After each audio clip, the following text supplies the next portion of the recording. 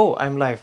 Sorry, I didn't see myself because um, my computer doesn't show me that I'm live. So I hope I'm live. I mean, I've checked with my phone. I don't know what's happening here. So yeah, on the phone, technically I'm live. I really hope I'm not talking only to myself now because that would be stupid to make a stream and not actually stream. So yeah, I have to check. Oh, hi. Is a Humach Eba. Sorry if I'm reading your name wrong. I'm sorry, but I I I'm not familiar with this type of name. Oh, so it seems that on my PC the comments don't appear. Weird. They appear on my phone though. Hi, Wrestling Evan and DC. Hi. So, guys, in this stream, I thought on showcasing my game collection because some of you commented that you will be interested in such a video, and I thought, why not? Because I can reflect on how I got the games. You can win by watching this stream because I bought most of the games cheap, and maybe you can learn some strategies on how to buy cheap older games. Okay, so let's start. In this part, I have. Oh, and by the way, this is not my entire collection. I do have also games in other boxes, in other drawers. So yeah, but this is where I showcase them. Okay, so let's start with the first. Here I have Grand Theft Auto Liberty City Stories. If you haven't played this game yet, you definitely should. It's one of the best PSP games. Oh, hi, Happy. Um, yeah, I'm making a stream in showcasing my game collection as the um, thumbnail suggests. So I found this one in um, a shop that sells old games. Not really like GameStop, but a store like GameStop. And I bought it for I think um, 30 lei, which will be around, I don't know, like 10 bucks, something like that. Okay, next game is Grand Theft Auto Vice City Stories. This one is actually my second PSP game I ever owned. It was a present from a cousin of mine, and I'm really glad he gave me this gift. I remember when I was young that I was so impressed that it has manuals and even a poster. Look, it has a poster of, I think, the map and Rodriguez on this part. See, it has the map of Vice City, and I was so excited that a PSP game has the map. I haven't seen stuff like this before in game cases. Look, it has the map, it has some commercials, and on the back there's a poster. And I remember reading the manual too, because it had pictures and, well, I was young and bored. It's nice that you even get commercials here, like lose weight, get paid, real life, real people. See, it was exciting for me to see such dedication in the packaging. Okay, well, and this was also my second PSP game I ever owned. Look, here in the manual, it even shows you the songs that play and the hour at which they play. How cool is that? So yeah, Rockstar was really dedicated with this. So you could even see when that song that you heard was playing in the radio. There's also a contest. Now it's too late to send. It has even a commercial for a PC from the game. That's cool.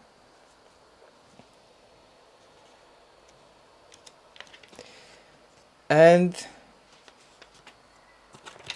on the last page, this is the manual, and as I said, especially the map impressed me. Okay, let's fold it back and get on to the next games. But yeah, GTA Vice City Stories on the PSP was the second PSP game I owned. It was a present from my cousin. I thank him. I mean, he doesn't watch my streams, but yeah, in case he ever watches it and hears about it, thank you. Thank you for the present. Okay, next game. Oh, and by the way, I bought this game used and it doesn't have the manuals, unfortunately. It would have been cool.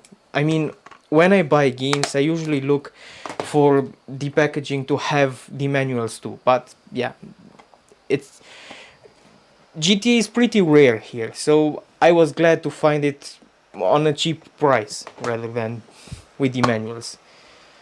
Next up, GTA Chinatown Wars, which is another classic, but unfortunately this one doesn't have manuals either, but it has a cool box art, as you can see here.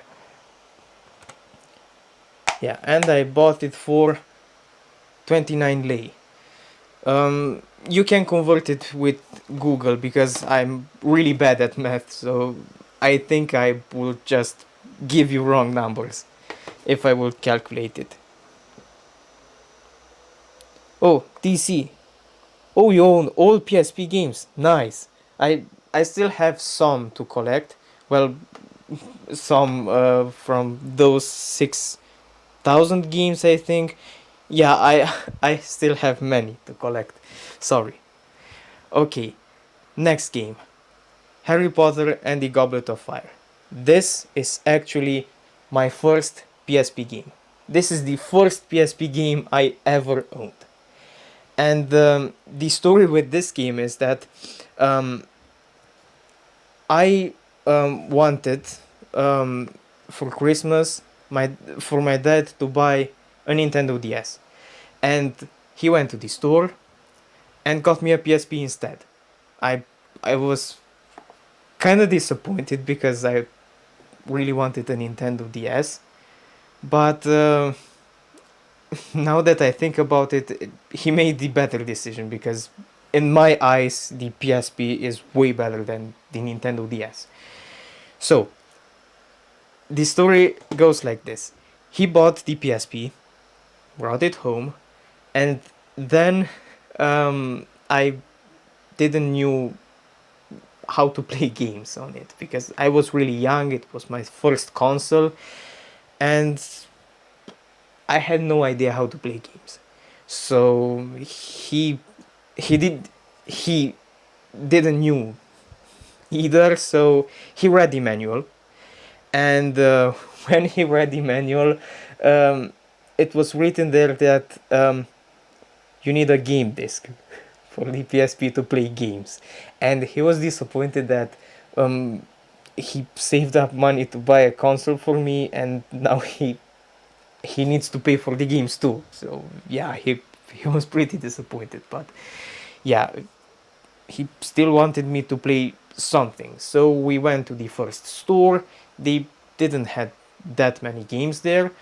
So since I was a big Harry Potter fan, I got this. And I remember that I used to 100% the game, then restart the game, refinishing it, and playing it over and over because it was the only game I had for a few years, I think. 1 or 2 years, it was the only game I had.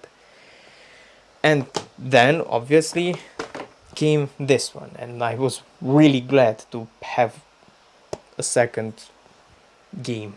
And as you can expect, I played the crap out of this one too. Okay, and after that, when I went to a shop, a guy told me that he can mod my PSP, and my dad agreed, and I had a modded PSP then. And yeah, that's how my broken ass got to play the games first. Oh, DC, do you own any UMD movies? Yeah, I do own UMD movies. I own I can see Lizzie McGuire here. Here. This is Lizzie McGuire. Oh, sorry, my phone. I don't know where my phone landed. Oh, I was reading from my phone. Damn it. It happens often to me to have moments like this. Okay, so I do have some UMD movies. I have Lizzie McGuire. Actually, I bought this one with 5 Lei, which is $1. $1. Oh no, less than $1. €1. You know what? Please Google it. How much is 5 Lei in dollars? Because, but it's somewhere less than $1. This one, and I also have Spiderman on UMD, but I don't know where it landed. I don't see it. But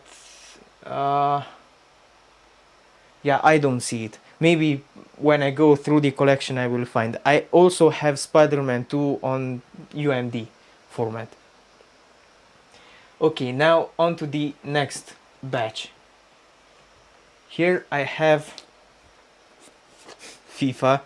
I bought it cheap, so yeah. I'm not a big FIFA fan, but yeah, I do buy games. I try to buy as many as I can, especially because PSP games are cheap here. I mean, people just want to get rid of them. I use them as content for my YouTube channel, so it's a win-win. They want to get rid of them. I need them to get some money out of it, but especially because PSP games are my childhood, so I'm actually doing something as an homage to the great memories I have in my childhood. Okay, so next up I have Burnout Dominator. I also have the other Burnout game. I have both of them, but I don't know where it landed. As the collection isn't in order, it's scrambled. It has all sorts of games. So yeah, I also have Burnout Dominator. If you haven't played this game, you should. It's a classic. You definitely should play it. Okay, next up is Smackdown vs. Raw 2011. I also have other Smackdowns, but yeah, we'll see where they are. As I said, the collection is pretty scrambled. Oh, this one also has some ugly yellow stuff on the case.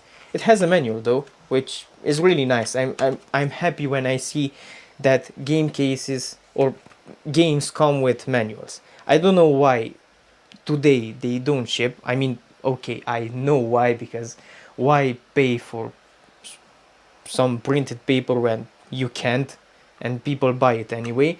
But yeah, I really appreciate that old games have manuals. I mean, look, how is it when you open this and see a manual, then opening a game from today, like let's say FIFA 14 here, that when you open it, it has just, oh, this one has a paper, okay, bad example. Then let's say Nier Automata, oh, this one has a paper too. Okay, but you get my point.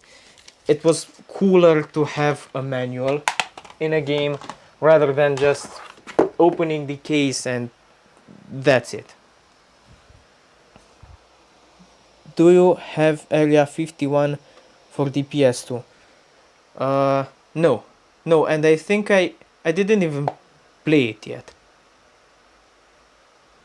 I think. Yeah, I think I haven't played that one yet.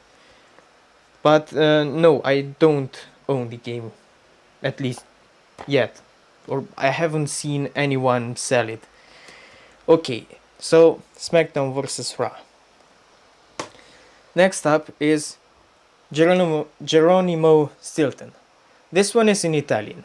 And fun fact, here, if you find a game in another language rather than English, it's usually cheaper because people are hesitant to buy something in another language because most people know English. And yeah, only or mostly only Italians know Italian.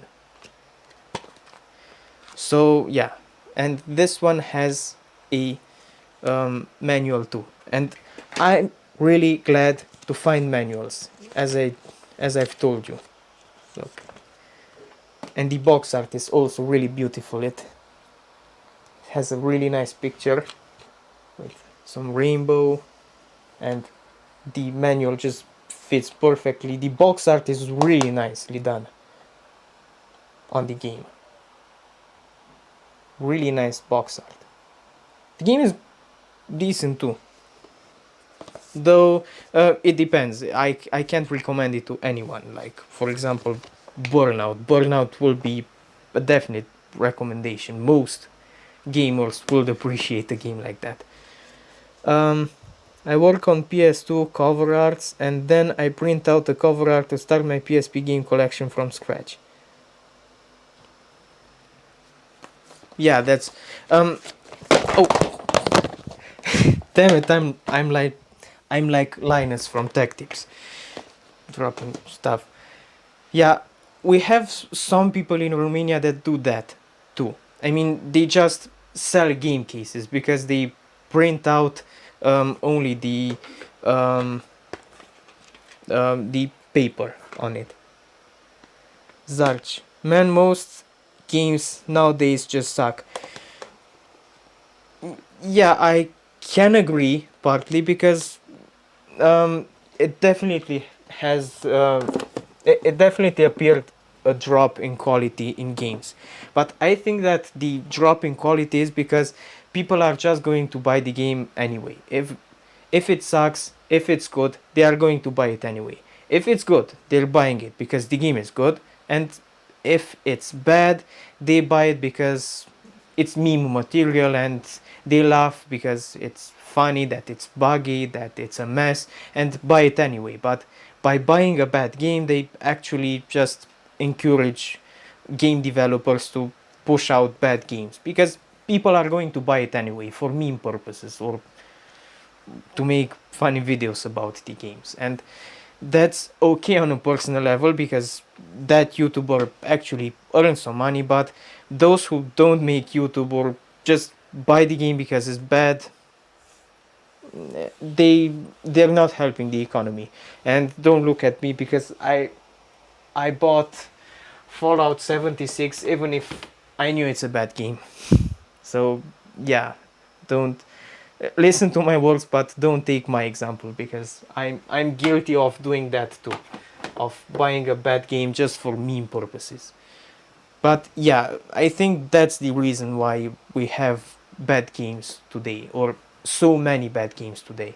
I mean, as you know, I review a lot of old games on this channel, and there were a lot of bad games back then. But the bad games back then were kind of more polished. They had more they had more treatment before they were released. At least that's how I see it.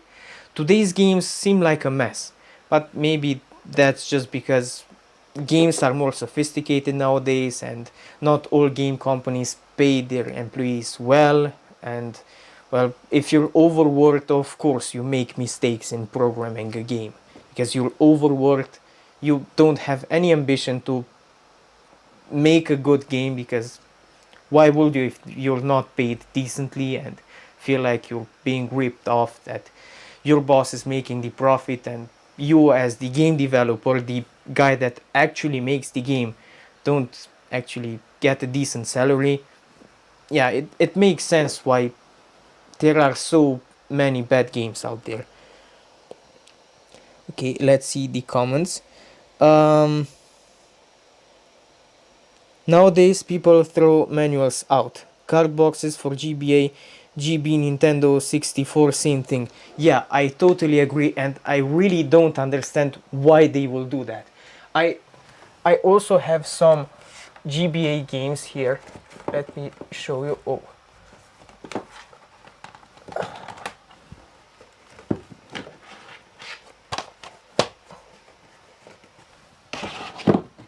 I mean, somehow I do understand them why they would want to throw out the case. I mean, it's a lot of cardboard for just this.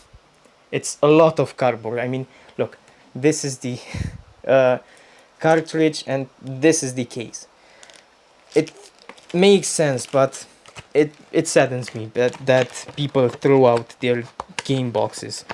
I mean, how cool is to look at a game box like this, rather than just having a drawer full of cartridges? It's boring. I usually avoid buying only the cartridge, but most of the time you just don't have a choice, because finding games in cartridges is really rare. At least here in Romania, where I live, finding GBA cartridges with their box is super rare. Also, Nintendo DS games are super rare also to find them with boxes. And I do understand why people would want to throw them, because I mean, this is the game. Why would you want this to take up space? I mean, the packaging is actually pretty overcompensating, but I find it beautiful to have a case. I mean, it's an honor for me to have a game in a case rather than just having the game just to play it, just to have it right away. Also, game developers could also do like the Vita. The Vita is small and yeah, the memory for the game is also small compared to the case, but I find the Vita game case to be the perfect balance, because it's small and it's narrow, so it doesn't take up that much space. But even with PS Vita games, it's the same thing. People throw away the cases and just remain with the memory card, which sucks. I mean, buying just the memory card doesn't give you the same feeling of achievement. It feels like, yeah, I bought the game because it was rare and I needed it to play it or to have it, but you don't have the same feeling of reward that, man, I found this game and it's awesome. Finally, I found it for the Vita. Let's read more comments.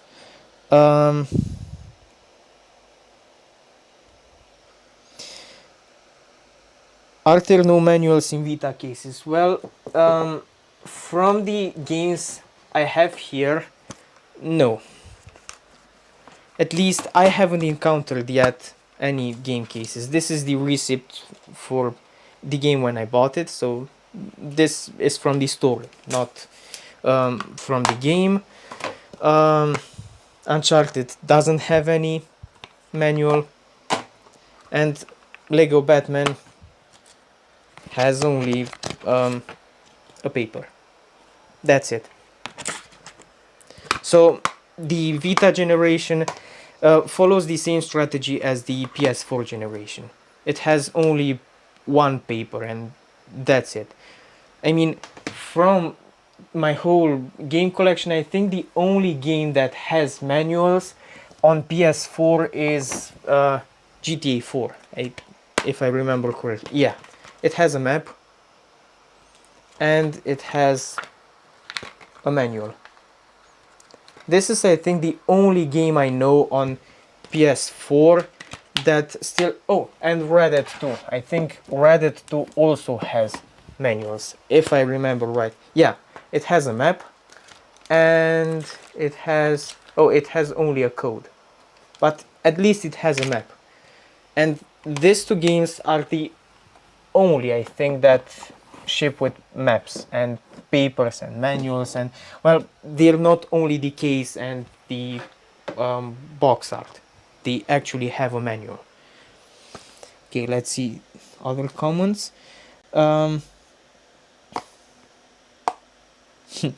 Yeah, you're right, Aba, that you could reproduce the square box, though it looks complicated to me to replicate the box. But yeah, I think you're right. Though, it's also nice that usually GBA games come with a code, come with this cartoon that also has an imprint, and like I appreciate all games like this, manuals. I love having manuals. This is from Nintendo Power. How cool is that? And Game Boy Health and Safety Precautions booklet. Let's see the health precautions from the year 2000s. Pardon.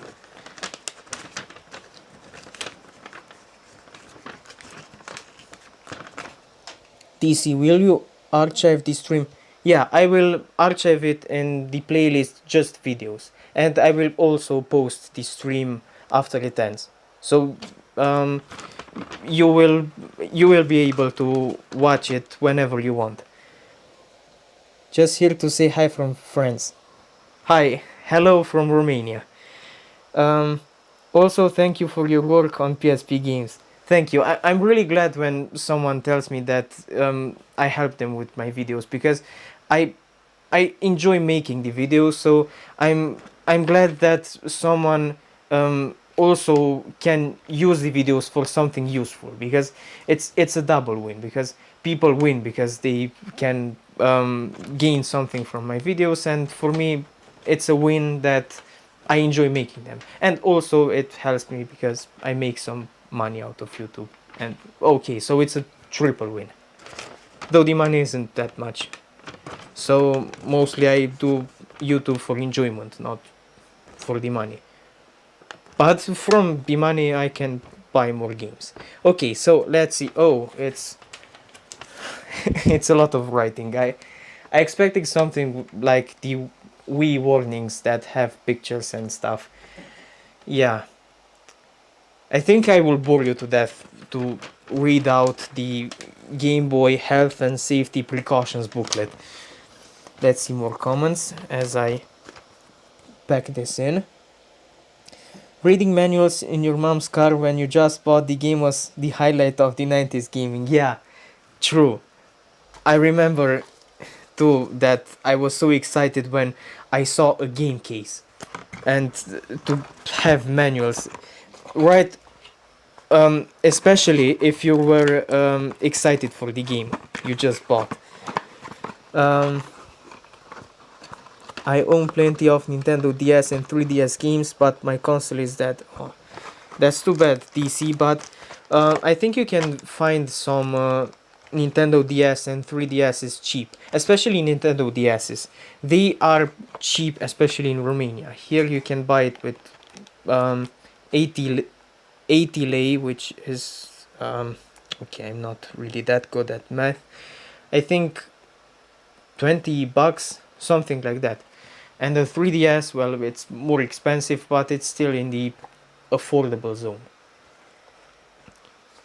By the way, DC, do you have them in boxes like this, or do you have them only as a memory card? I'm really curious if people still keep their game boxes, because I find game boxes cool. And I've noticed that most people just throw away the game boxes, and that's too bad. Problem is my games are mostly virtual console 3D games, so they are going. Ah, that's really bad. Can you reconnect to your to your account? I mean, the game should have been saved there in your account. Okay, let's see more games. So in this batch I have Naruto Ultimate Ninja Heroes 2. This is actually the first Naruto game I played, and I really liked it. I remember that it was really long, but I had not only the patience but also the passion to finish it. The story arc was so good. It was something unique. I mean, the story felt like they do it in movies. That it's not the same quality as the main anime, but it's still interesting enough, and it fits right in. Also, this one has a manual too, and I'm really glad that it has a manual. Instruction booklet. I loved this game, and I used to play it so much back then. I remember that I even came with my PSP at school to play this game in the breaks. Oh, and you can see that it's an old game because it has the PSP 1000 model as a drawing in the booklet. So it's not the PSP 3000. Because the difference between PSPs is in their shapes. PSP 1000 has this bulky margins, while the PSP 2000, I don't have my PSP 1000 close by, but I do have my 3000. So the difference is that 1000 has some handles here. It's more bulky. 2000 is more flat, but the ring is more like the 1000 model. Well, actually, let me just look up for my 1000 model and I can show you. It should be somewhere here. Just a moment.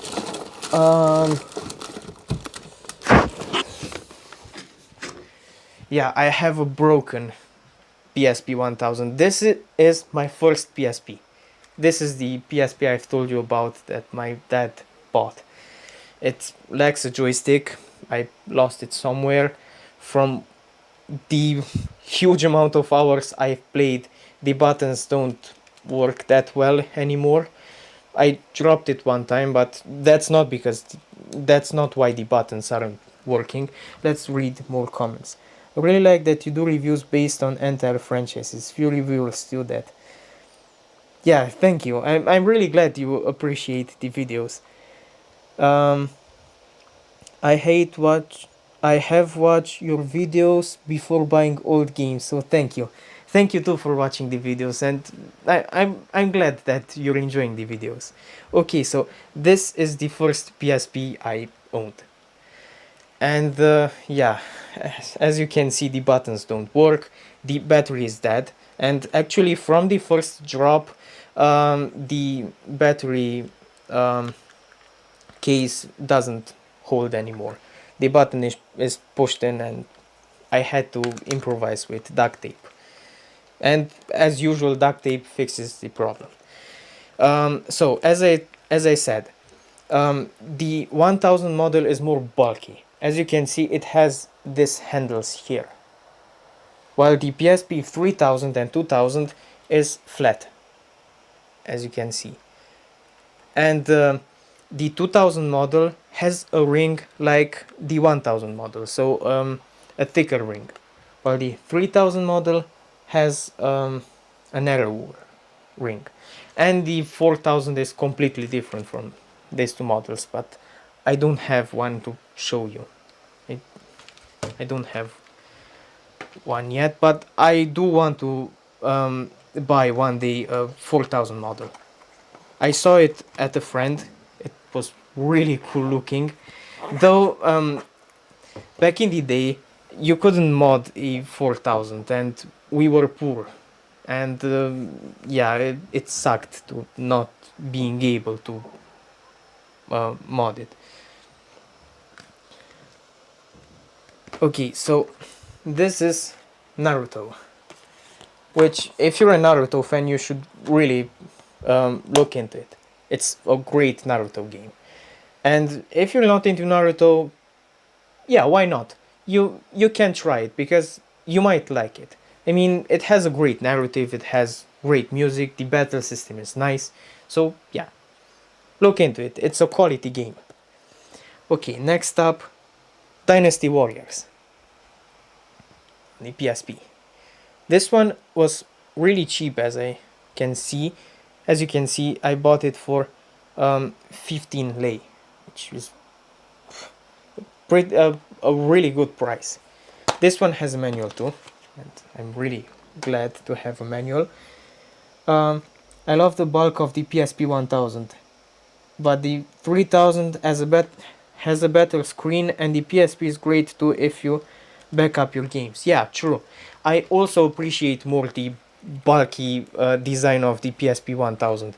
The first time I made the switch to the 3000, it was weird because the 3000 felt like a brick. It felt like something flat, or like I would hold a piece of wood in my hand. It was weird, but yeah, the better screen on the 3000 really, in my eyes, is an improvement over the 1000 model. But I also noticed that the 1000 model has a better battery. It's not a game changer, they still have roughly the same battery life, but the 1000 model lasted me longer. So yeah, maybe because I think that the battery on the 1000 model is also bigger than the 3000 model. Let me check and tell you. Oh, here's the door. So the 1000 model has damn it, I dropped my battery. Okay, so the 1000 model has 1800 milliamp battery, while the 3000 model has a 1200 milliamp. So yeah, the 1000 model actually has a bigger battery. It can hold more juice in than the 3000 model. So it's up to you which one you prefer. In performance, I don't know if I've noticed any differences between the 1000 and 3000 models. I think not. Though some say that there is a slight difference in performance from the 1000 to the 3000, and that the 3000 has more horsepower. But I haven't noticed it. Okay, let's see more comments. I don't know if you ever mentioned it, but why is your channel called LL English Channel? Oh, the story of the channel name is that my name is Lukács Laurențiu. So my initials are LL. And I had another channel before, Lukács Laurențiu, my name. And I did short historical documentaries there in Romanian.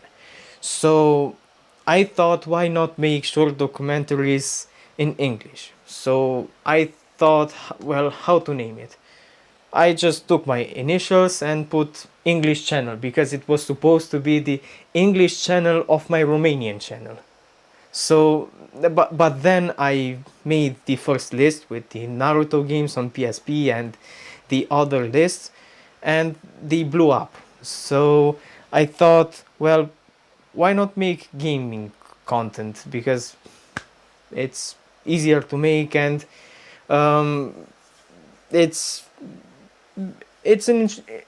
a better approach. And then I made for a while historical documentaries in Romanian on my main channel, the Lukács Laurențiu, which you can find also by visiting my main page, my main channel page, and at the bottom there are multiple channels. I think they're recommended or something, and there is my main channel. So my main channel, it has a green logo, the same as LL English channel, but with green, and it's called Lucas Laurențiu because that's my name, and LL English channel is called like that because it's my initials, and it was supposed to be the English channel of my main channel, but it got to be my main channel, LL English channel, and afterwards I didn't knew what to call it, so I've kept the LL English channel. That's why the channel is called like that. It's not because I'm English, as some insulted me on the internet that I'm not British at all. I mean, that's not the purpose of the channel, to showcase that I'm British or to mislead people into thinking that I'm British. It's actually the English version of my Romanian channel. Yeah, let's see more comments.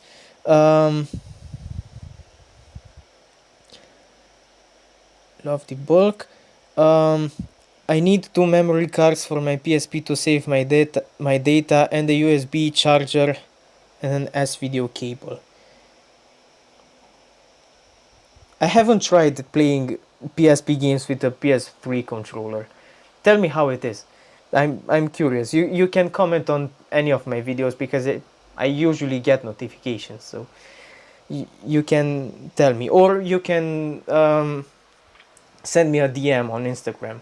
I left my Instagram account. I think it's on this video's description too, so you can hit me up with that and tell me how playing PSP games with a PS3 controller is. I'm curious. I haven't tried it yet. I noticed that the 1000 is slightly slower than the Street. Yeah, true, because the Street version is low quality from any aspect.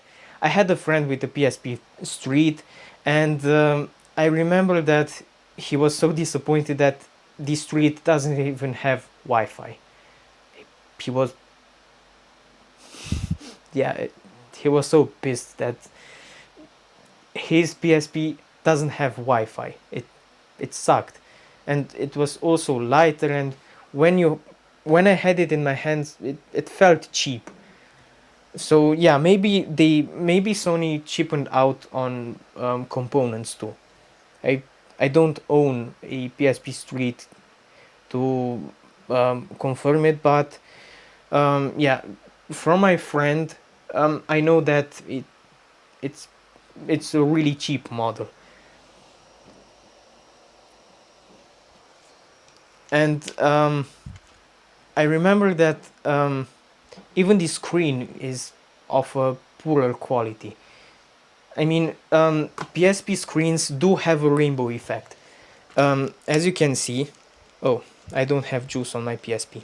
Anyway, when you play on any PSP, usually the screen makes a rainbow effect because the panel isn't that high quality. Back then, technology wasn't as good to put an OLED like on the Vita. It wasn't that advanced. So any PSP screen has a rainbow effect on it. But the Street had the most pronounced rainbow effect I've seen on any PSP. So Sony cheapened out on materials when making the Street, but truth is, it was cheaper. It was a lot cheaper than the normal models. But yeah, he was still really disappointed because all my friends had good PSPs. I mean, standard PSPs, the 1000 models, the 2000, the 3000, the 4000, and he bought the Street version, and I remember his disappointment. I don't remember if it had ad hoc. It would have sucked not to have ad hoc, but I don't remember it. I don't remember if the Street version has ad hoc. I mean, it should have. I don't remember if I've played matches with him. Okay, so let's get on to the next games. So, Dynasty Warriors. This one is pretty cool. It's a cool brawler, but in my opinion, it's not for everyone. It's for people who love brawling games and games of this sort. You can watch the review if you want of all Dynasty Warriors on the PSP. Okay, and now I have Flatout. If you haven't played this one, you should. It's it's a nearly perfect port of the PC version. Um, I was first introduced to Flatout by my cousin.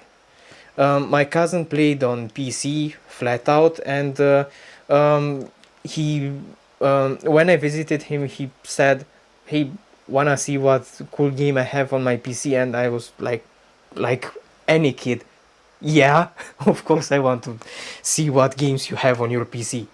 And he showed me Flatout, and we had a lot of fun. And then he gave me he copied his Flatout installer on my PC, and I used to play Flatout a lot when I was little. And then when I found out that the PSP has Flatout, I was like, whoa, the PSP has Flatout. And when I downloaded the game, I was amazed because it was nearly identical to the PC version. So I I had one of the most played games from my childhood in my hands.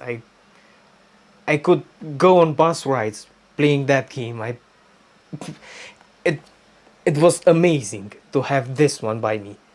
So yeah, if you want a really quality game, try out this one. It's fun, especially the mode where you smash the driver through the windshield to dodge obstacles in ragdoll mode. Uh, PSP had Wi-Fi online back in the day. Yeah, it has Wi-Fi, and I remember that the Wi-Fi was crap, but I was still excited about the Wi-Fi. I remember that once I was at a restaurant, we ordered pizza, we were on vacation, and I tried to find an address with my PSP, and the PSP failed miserably. Uh, the internet protocol on the PSP isn't that advanced, and today you can't Google nearly anything because it will say that the page isn't compatible with the PSP software. But the Wi-Fi was really great when downloading games from the PlayStation Store, especially because some games didn't come in game cases, they were only digital, and online multiplayer was great in some games. Like, for example, I think that the GTA games have online multiplayer, like Liberty City Stories and Vice City Stories have online multiplayer, if I remember right. Let me see if it says on the box.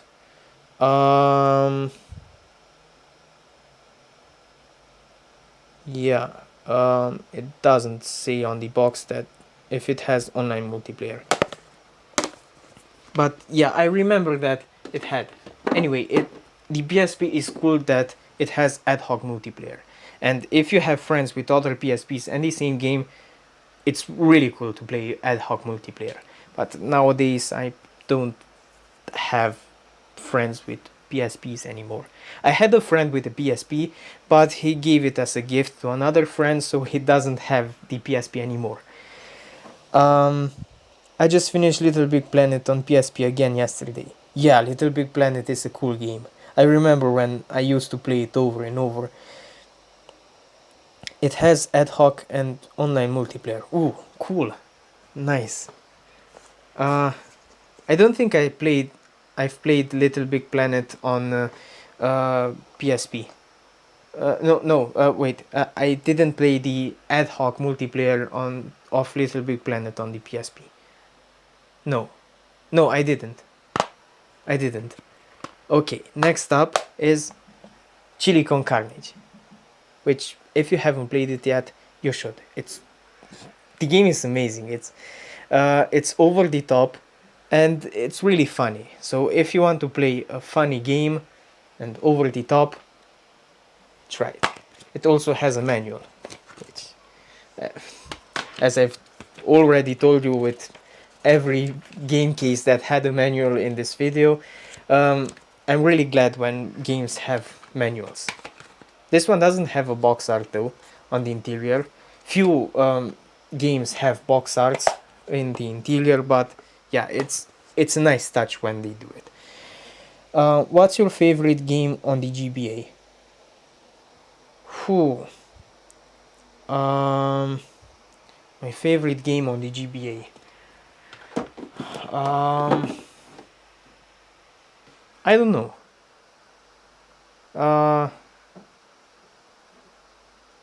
I don't know. I have many games that I enjoyed, but I don't think I have a favorite on the GBA because I've picked up GBA games recently, so I didn't grow up with them to have that many fond memories with the GBA. But my favorite, I don't think I have a favorite. I think I've actually I don't have a favorite on the PSP either. I do have many favorites that I've used to play over and over, but I don't think I have a favorite on the PSP either, or on any console. Though if I will pick a favorite game out of everything I've played, I think that I will choose The Witcher 3. That game impressed me. I still consider The Witcher 3 the game of the decade. Because it was dense, it was chock full of content, it was great. And yeah, if I would pick a favorite game from all of the games, I think I will choose The Witcher. But on GBA or on PSP, I don't think I have a favorite. Or one game that stands out so much that I can call it my favorite. What country will you most like to visit in the future? Well, I like to travel in general, so my next country that I'm going to visit is France. In August I will make a trip with a big group to Paris, and on the way I will visit Austria and Germany on the way.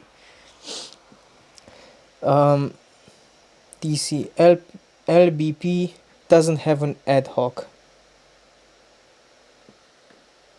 Oh, it doesn't?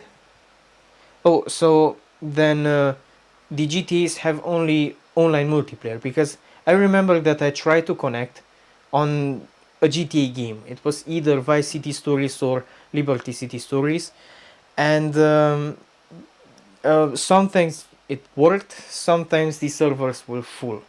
But I remember that I played some online GTA multiplayer on the PSP. I mean, maybe I don't remember right, but I remember that I've played some online multiplayer on PSP that was a GTA game. Okay, next up, the next game.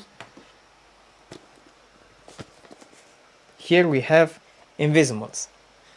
This one requires a PSP camera, which are rare nowadays, but cheap if you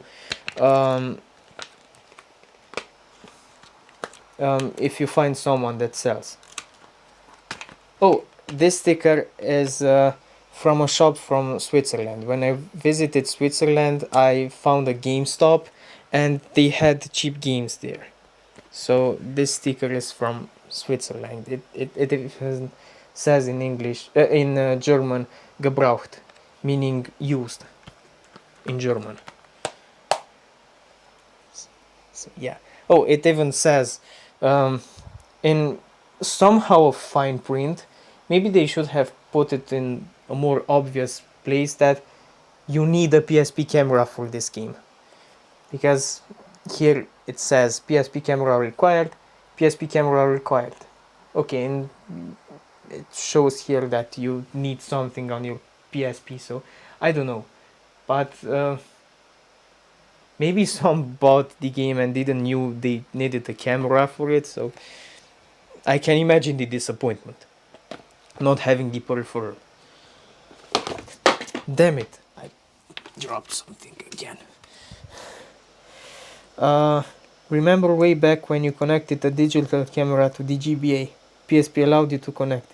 Yeah, I remember the peripheral on the GBA. It was... wait. Yeah, I remember from a YouTube video, I think that the camera, though the GBA camera isn't that high quality as I remember. Well, the PSP camera isn't either, but the PSP camera at least is more color accurate. Or wait, is the GBA camera colored? Ah, damn it, my memory is fuzzy again.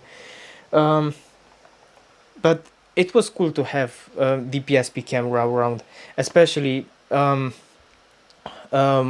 school.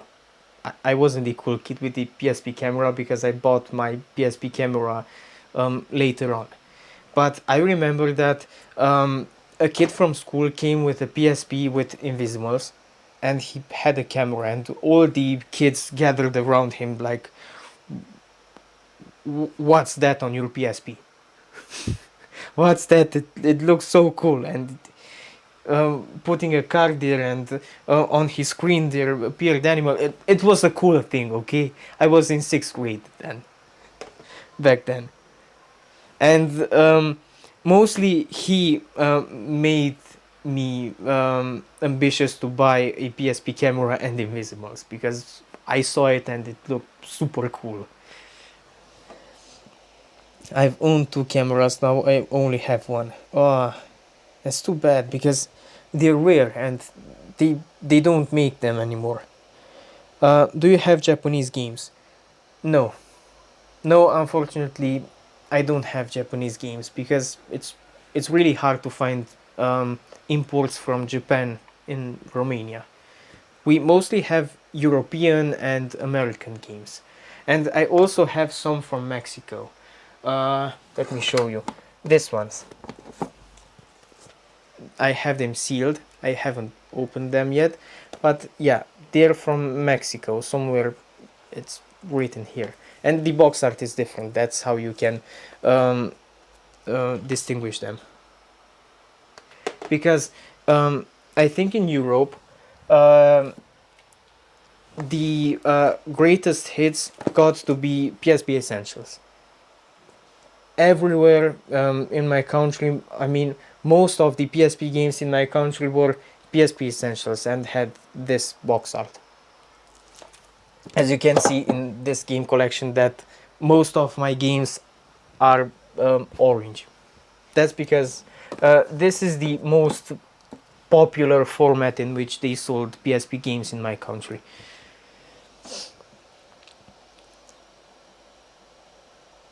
(128, 112 pixel, black and white, truly remarkable). Ooh, that sounds small. I mean, it could fit a phone screen, a Java phone screen. I think that Java screens are 120. This one I think is 120 per 120 or something like that. So the GBA camera could make an image this big. Yeah, pretty small. But yeah, for that time, I mean, for the early 2000s, having a camera was great. I mean, I remember that when I had my first phone with a camera, I was glad that it had a camera, not how many megapixels it had, that it made photos like that, or it had a zoom like that. I was glad that it has a camera. Yeah, things were simpler back then. By the way, this is not my first phone, I just picked it up. But yeah, I remember being super excited that this is the first phone I have with a camera. Wow! And I was so excited about it. Okay, next up is FIFA Street 2, which is a game I recommend you, even if you don't like FIFA games. I mean, it's pretty enjoyable. I found it to be enjoyable. This game, it also has a manual, which is pretty cool. So yeah. Next up is Wipeout Pure. I also have the other Wipeout. It should be somewhere here. I hope. Just like the Spider-Man 2 UMD video, I hope it's here too. But yeah, this one, oh, it doesn't have a manual. But yeah, it's a cool game. But though not for everyone, because it has an interesting difficulty curve. You have to be dedicated at some point if you want to finish the game, which is, yeah, not for any gamer. Next up, Lego Star Wars 3, which has a manual. It's in bad condition, but yeah, it has a manual and a commercial and an ad for Lego products. This one has a drawing of the PSP 3000. You can tell that it's a 3000 by the logos on it. Oh, no, I was wrong. Wait. I thought that you can distinguish the PSPs, because I remember that one model didn't have these icons. It had them switched. But on my PSPs it has there are the same icons. Here is a square, which is for the brightness of your PSP, and for the music mode. But yeah, it has the same. Oh, wait, you can distinguish them. Look, the 3000 has holes. The speakers are in the front so that you can hear better. And on the 1000 model, the speakers are on the bottom, are here. And I remember that I used to cover the speakers in some games that were super intensive and, well, not hear that well the game. So yeah, it's an improvement on the 3000 to have the speakers here instead of on the bottom. Star Wars Clone Wars was such a disappointment. I thought I bought the original Lego game. Well, I don't remember how Lego Star Wars 3 on the PSP is, but I remember that I enjoyed all the Lego games I've played. They are usually pretty nice.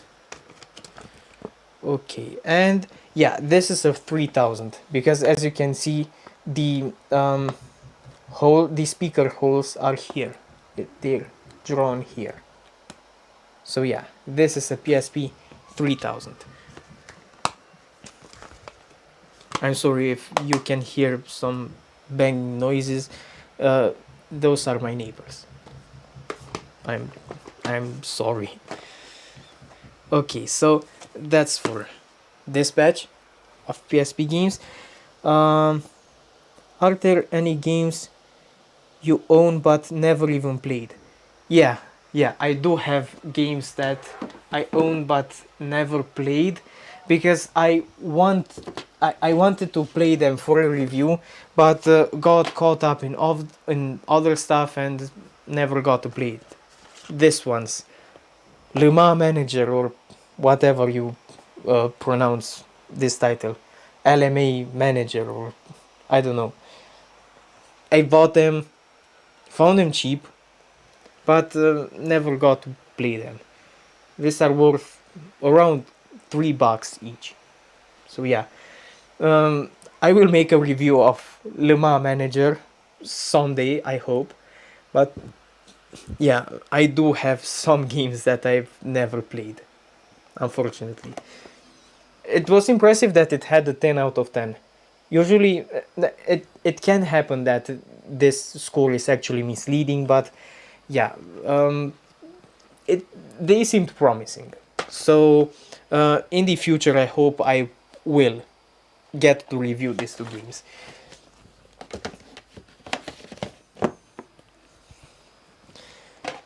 Okay.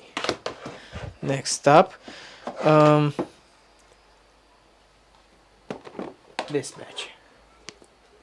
Here I have Lego Pirates of the Caribbean. And let's see if it has a manual.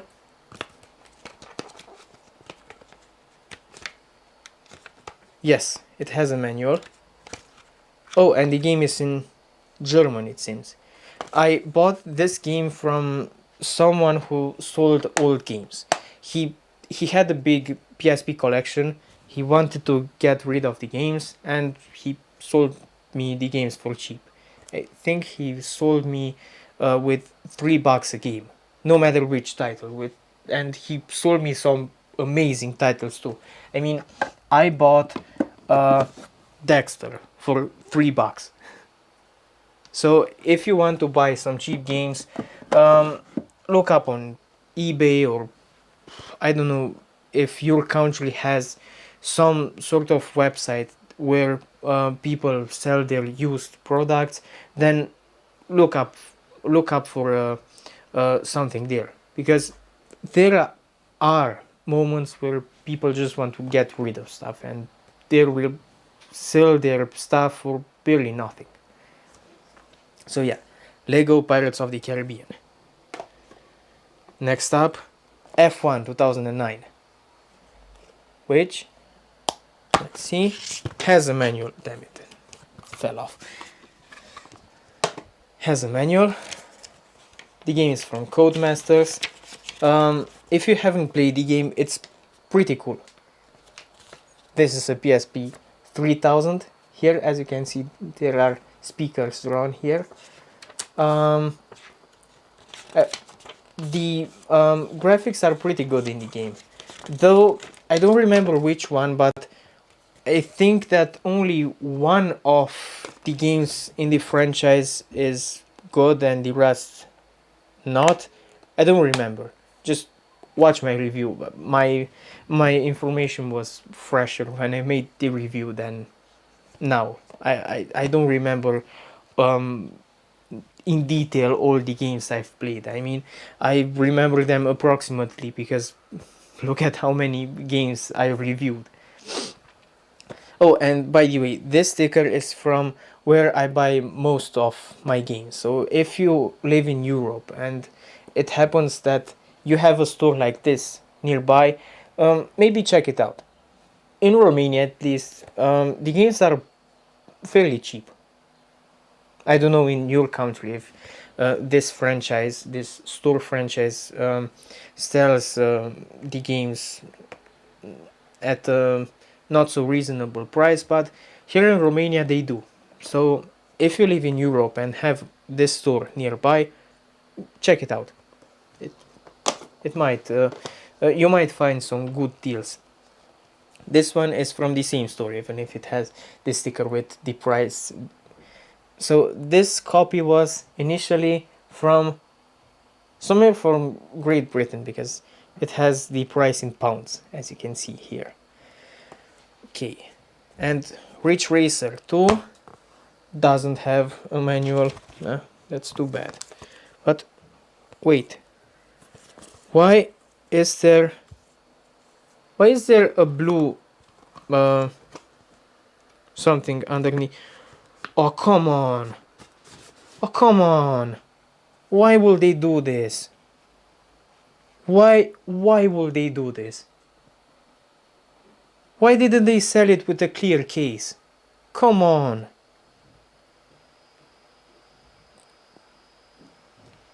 Is the game a fake?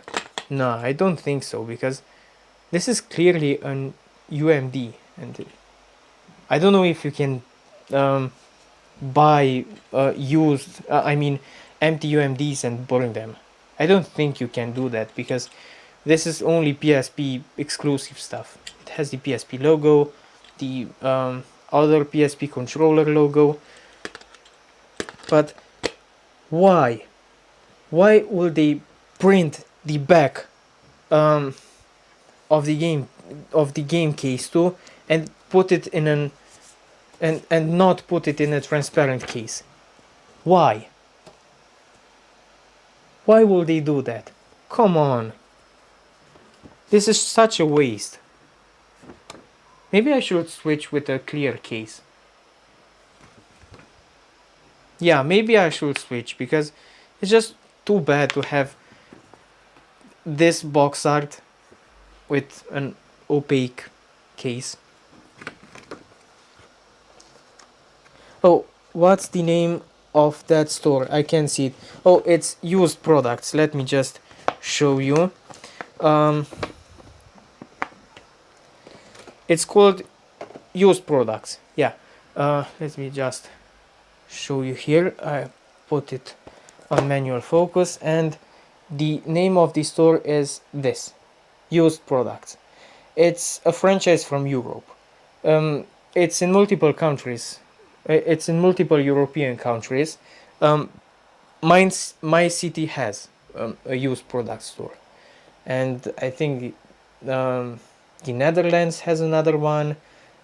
There is another one in I don't know all the countries. I know that my town has a store like this.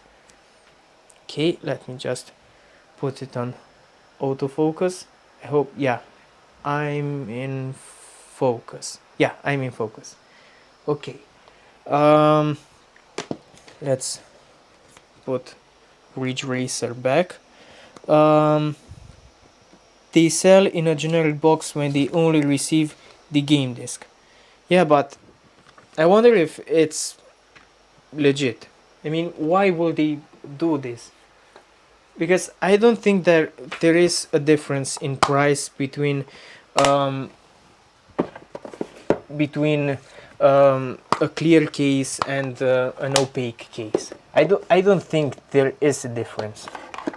And who knows how many other games like this exist.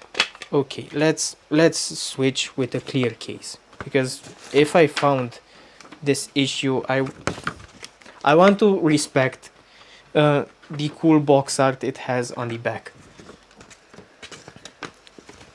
I'm switching games. That's it.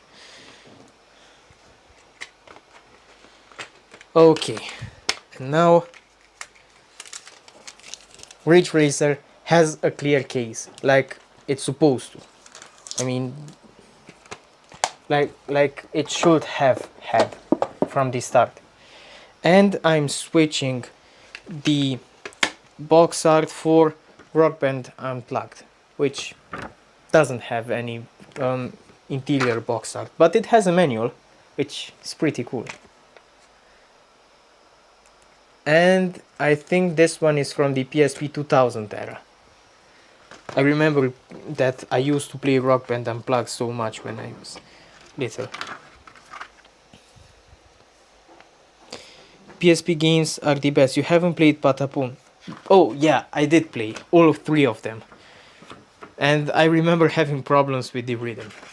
I had to practice a lot to get the rhythm right. I don't know why, but I have problems with the rhythm. I took some piano lessons, and the biggest problem for me when playing the piano was respecting the rhythm. I was playing the song faster, slower, depending on the part I was playing, but I couldn't keep a steady rhythm when playing, so I had problems in Patapon. It was a challenging game for me. Oh, the game doesn't look that good with this in this box, because it looks like it's counterfeit if I switch the cases, because the paper doesn't go fully to the end. Oh damn it! Where's Ridge Racer? Here it is. So here's Ridge Racer, and the game case goes fully. What's happening? Okay, I have no idea what's happening. But the box seems legit because it has the license sticker with the stuff there. I don't know what happened. This one has too, the sticker with license content. Okay, let's see. Patapon, do you have sex in your country? In Portugal, the games are pretty cheap. The PSP camera was about $4. Ooh, I never saw one at 4 euros, but I did see one at around 12 euros here. That's the cheapest I found. The for the PSP camera to be. Okay, Rock Band Unplugged. I showed you that, and now let's get to the lower register.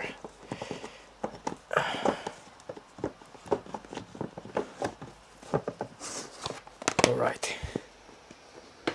So here I have the Golden Compass, which is in Spanish. Yeah, I have the copy in Spanish. As I've told you, games in other languages that aren't English are cheaper here. And since I can understand multiple languages, I don't have a problem with Spanish, with French, with German, with Italian. I understand those languages.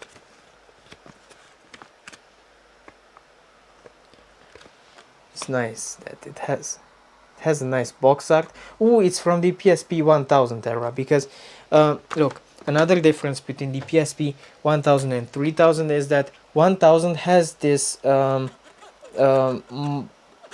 this holes here, as you can see. I don't know if you can see. Let me just switch to manual focus and show you. So the PSP 1000 has some tiny holes, as you can see here. Has some tiny holes. See? Has some tiny holes, while the 3000 and I think 2002 doesn't have holes.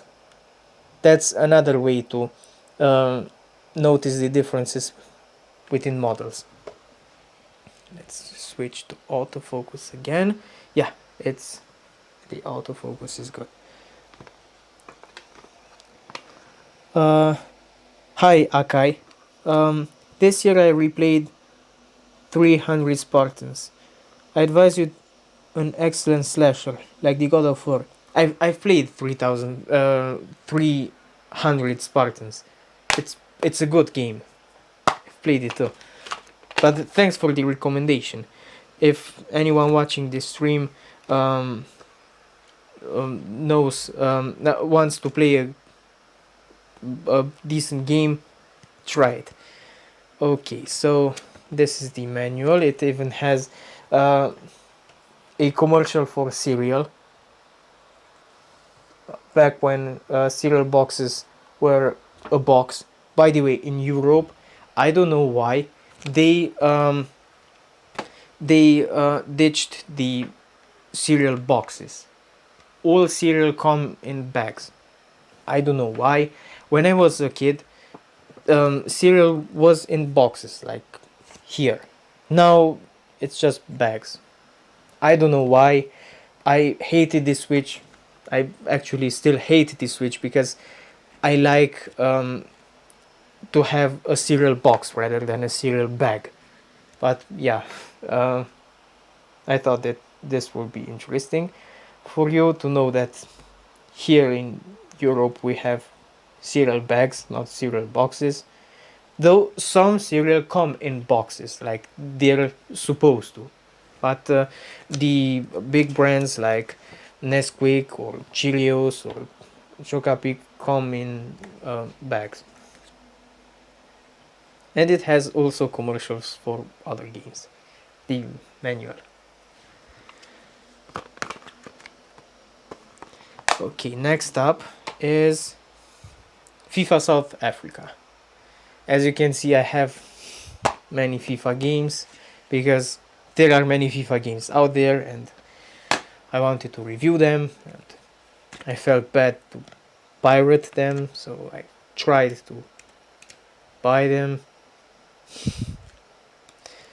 I should sell them. But yeah, As you can see, when South Africa came, it was the PSP 1000 era, because it's there is a PSP 1000 drawn here. And the manual is pretty basic but functional, because it tells you the controls.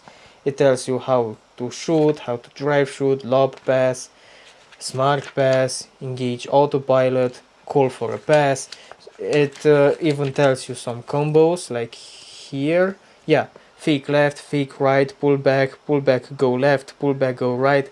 So the manual might not look aesthetically impressive, but it was functional because it told you the moves. Yeah, I have The Witcher 3. Okay, and I'm really proud of the game. I even have the Game of the Year edition.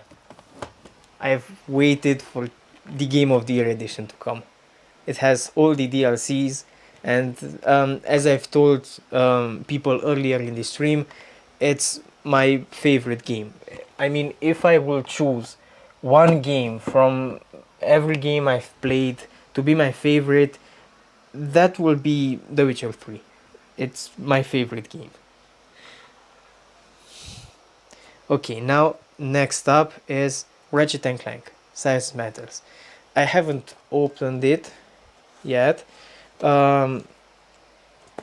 This one is from Mexico. It's an import, and I was impressed by it.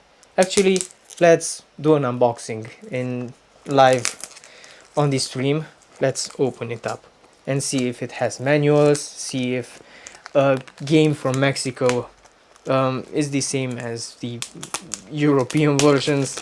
Let's try it. So this is an exclusive unboxing of a game from Mexico, opened by a guy in Europe. Thanks to globalization, we can do that. Oh, it has even an interior box art. That's cool. And wow, the manual is pretty heavy. The manual is pretty heavy. It's colorful. The PSP 1000 is here. Yeah, the manual doesn't look that impressive, but it's functional because it explains everything you should know about the game. Oh, it even includes credits. Nice.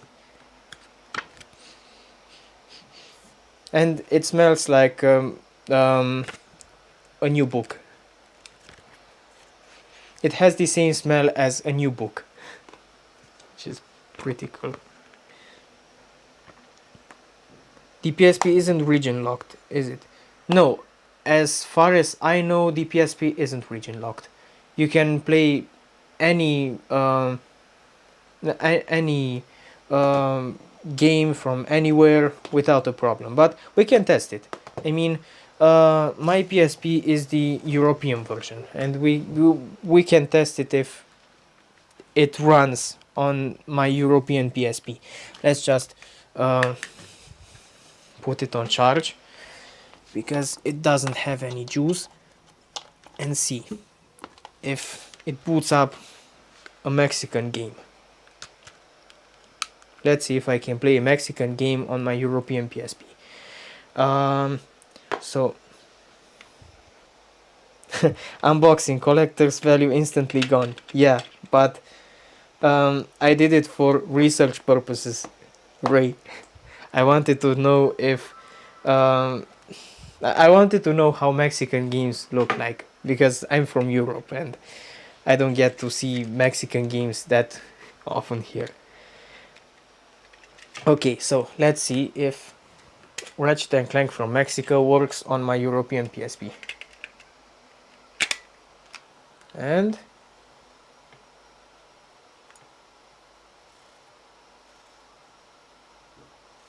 it read the UMD. Oh, let's just put it closer. Yeah, as you can see, it read the UMD. It also plays the UMD. So yeah, the PSP isn't region locked. Region locking appeared later on. But the PSP doesn't have any region locks. You can play pretty much games from anywhere. I don't have a Japanese game copy to test if it works with Japanese copies too, but at least from PAL to wait, how is the American version called? PAL is the European, and NTSC I think is the American version. So yeah, it works as you can see. Let's switch the focus, put my game back in the case, and continue. Do you have a background? I have Batman punching Superman from the Dark Knight. No, I usually don't put any backgrounds on my consoles. And neither on my phone or on my laptop. I don't know why, but I'm a fan of how products come in, because I don't know why. To me, it seems like it's the most pure version to keep it with the with the same background. I mean, on the PSP, I keep my PSP background, probably because I like the waves too. Though at one point I remember that I've modded my PSP and put PS3 waves on my PSP because they looked cooler. Also, as you can see on my phone, I also have the stock lock screen, I mean the stock wallpaper. So yeah, I don't know why, but I usually like to keep the stock background. Okay, I love the randomness of the games you play, so original. Thank you. Robert Schuyler. Do you have Japanese PS3 games in your collection? No. No, unfortunately, I don't have Japanese games because they're really hard to get in Romania. I love the PS4 backgrounds better than the PS5. I don't know how the PS5 background looks. I don't currently own a PS5, and I didn't pay attention to the YouTube videos that showcase the PS5 background, but I do like some of the dynamic PS4 backgrounds. That's true. Okay, so I also have Socom, but I don't know if I should open it. I let you decide. Should I open this game or not? It's from Mexico. It's sealed. You decide. Tell me in the chat. Also, an interesting thing is that on this game copies, it says that oh wait, it says not for resale, and guess what? I bought them, so I don't know how they've got in Romania, but some contraband was in the middle, because it says not for resale and I've got the game, and as you could see, it was even sealed. So yeah, someone just, I don't know, stole a copy, or maybe the person that bought the PSP or the package didn't open it, and but wait, no, I bought it from a store that sold new games. Okay, something is alright here. I bought it from a store like GameStop, but from the new section, from the new game section, not from the used game section, because as you could see, it was sealed. So this game is brand new. Okay, I don't know what happened.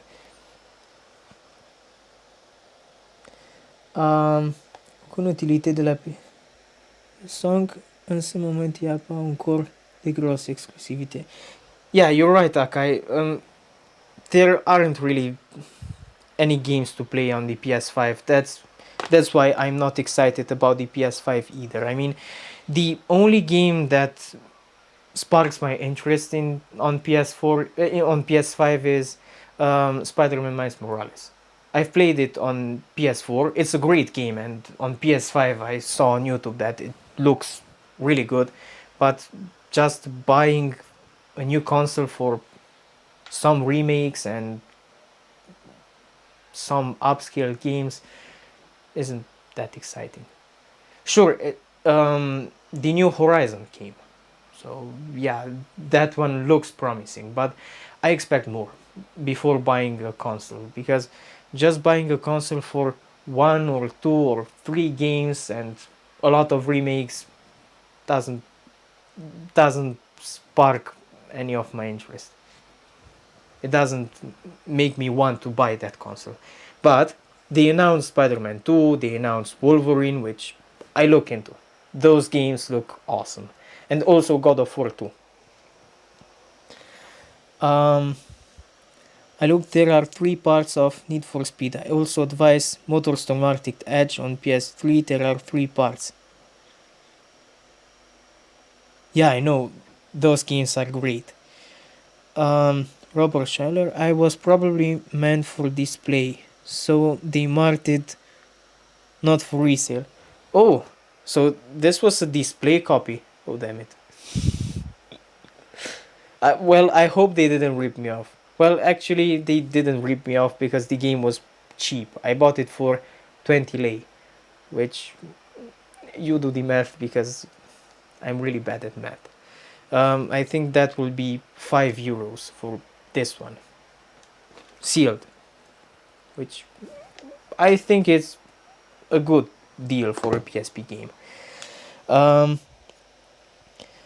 it came with the console like Sonic 1. I bought the Xbox Series X to play old games with retro compatibility. Well, it's nice that Xbox has a big backwards compatibility. I love that. I use the backwards compatibility too, and it's really cool. I love that on Xbox games. Unlike Sony that resells all of their games with every new console. Like on PS3, if you want to play PS1 and PS2 games, you have to pay for that, you have to buy the game once again. If you buy the game on, if you buy the PS4, you have to buy the PS2 game again. So it really sucks.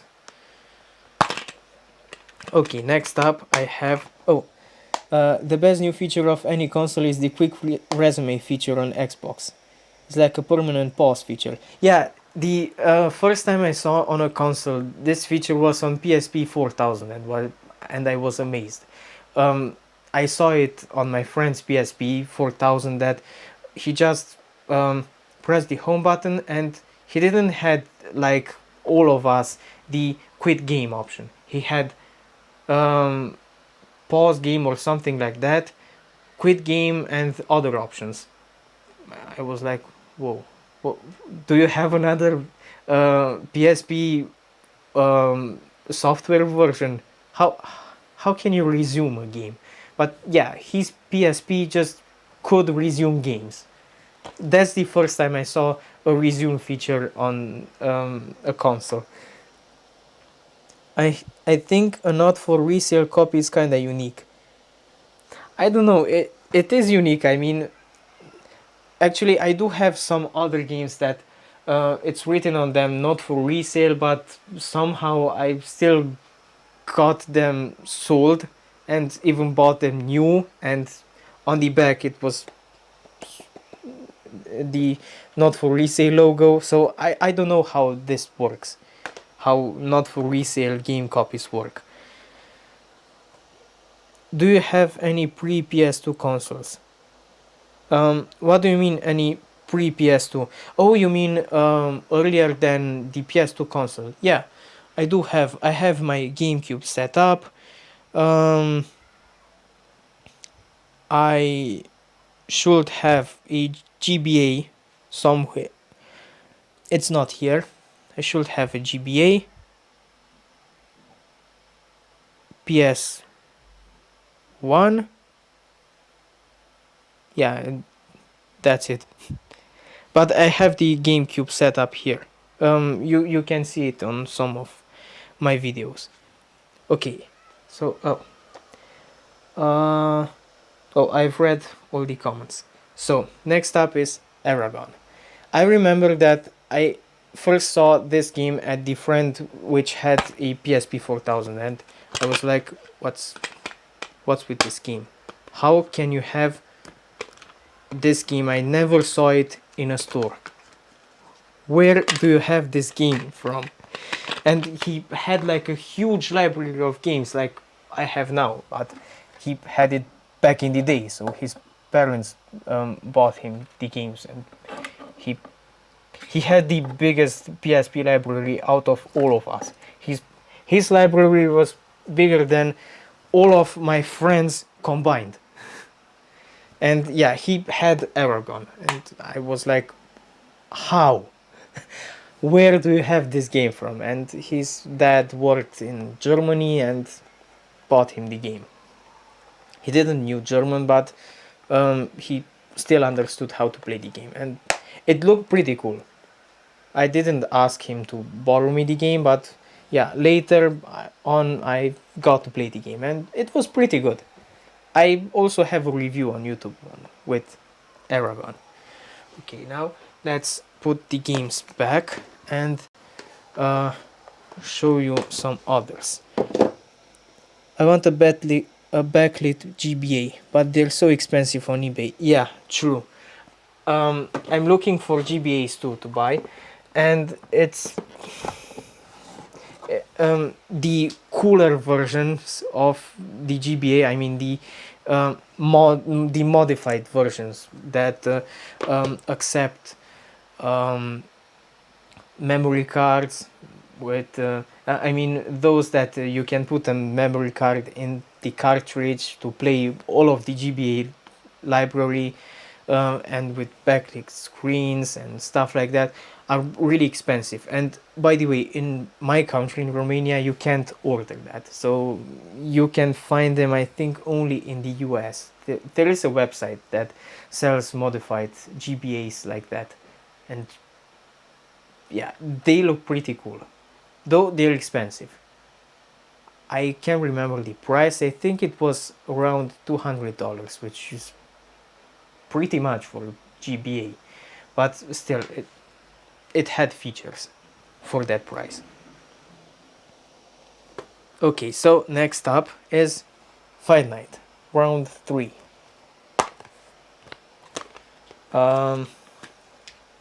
This one has a manual too, as you can see here.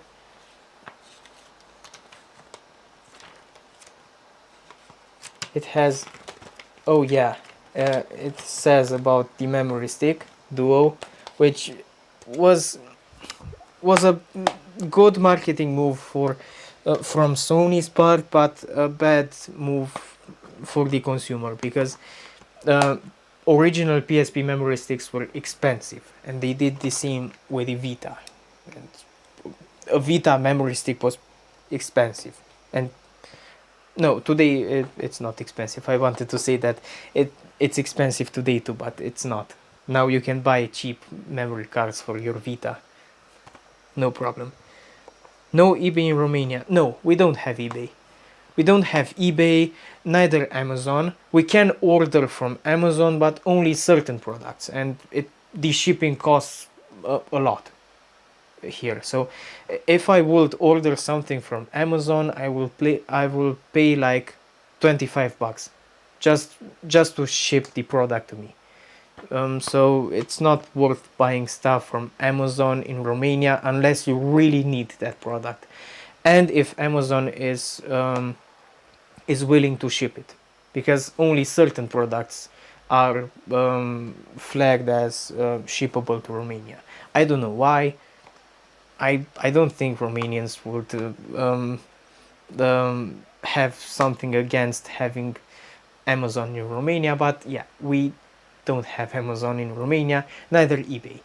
Our eBay is actually OLX, and another website is Okazi. but OLX is the most popular. On OLX, people put ads. I mean, if I want to sell something, for example, I put an ad on OLX that I want to sell this game. I put a picture with the game and the price and a description of the game. Like, I'm selling Ratchet and Clank in good condition. Um, I don't know. I want to sell it only in my town, or I can send it in the whole country if you buy it, but I pay for shipping, or the other person pays for shipping. But yeah, we have OLX, not eBay.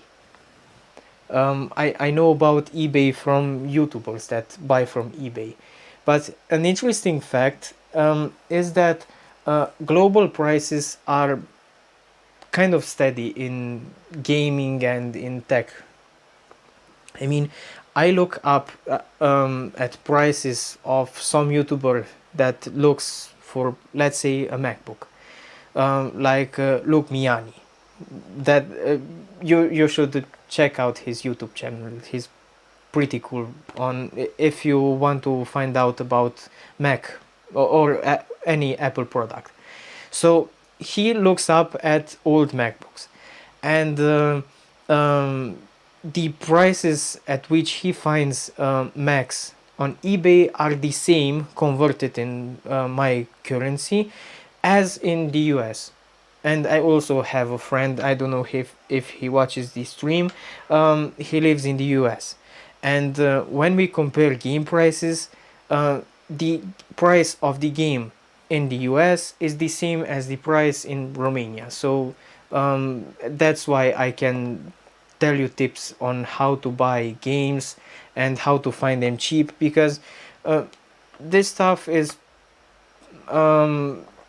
pretty much the same, or works in the same way anywhere you go in the world, as far as I've noticed. Have you played any games created by Romanian game developers? To my shame, no.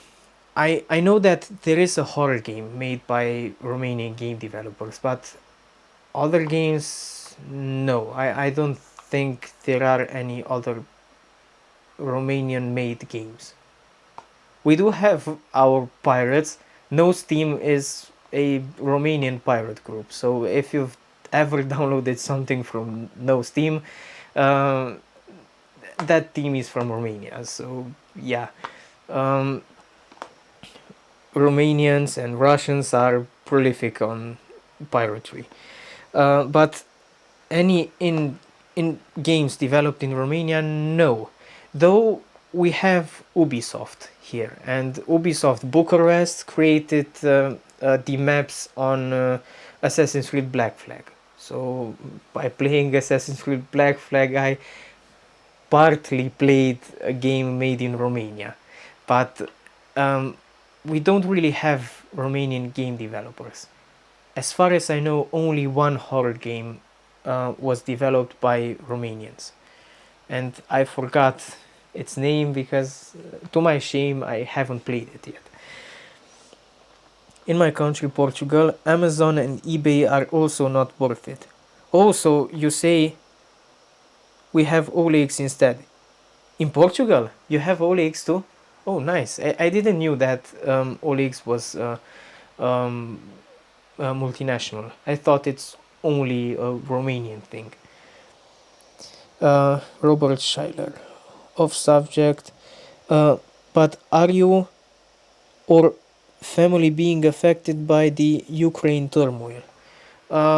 No, Romania is not affected by the Ukrainian turmoil directly. I mean, we aren't in any military conflict, but we do worry about the conflict because Ukraine is the neighboring country, and we had refugees here because we are the neighboring country. So we accepted refugees, helped Ukrainians find shelter or pass safely our country, but it's not directly affected. It's affected only economically because gas prices are really high in Romania too.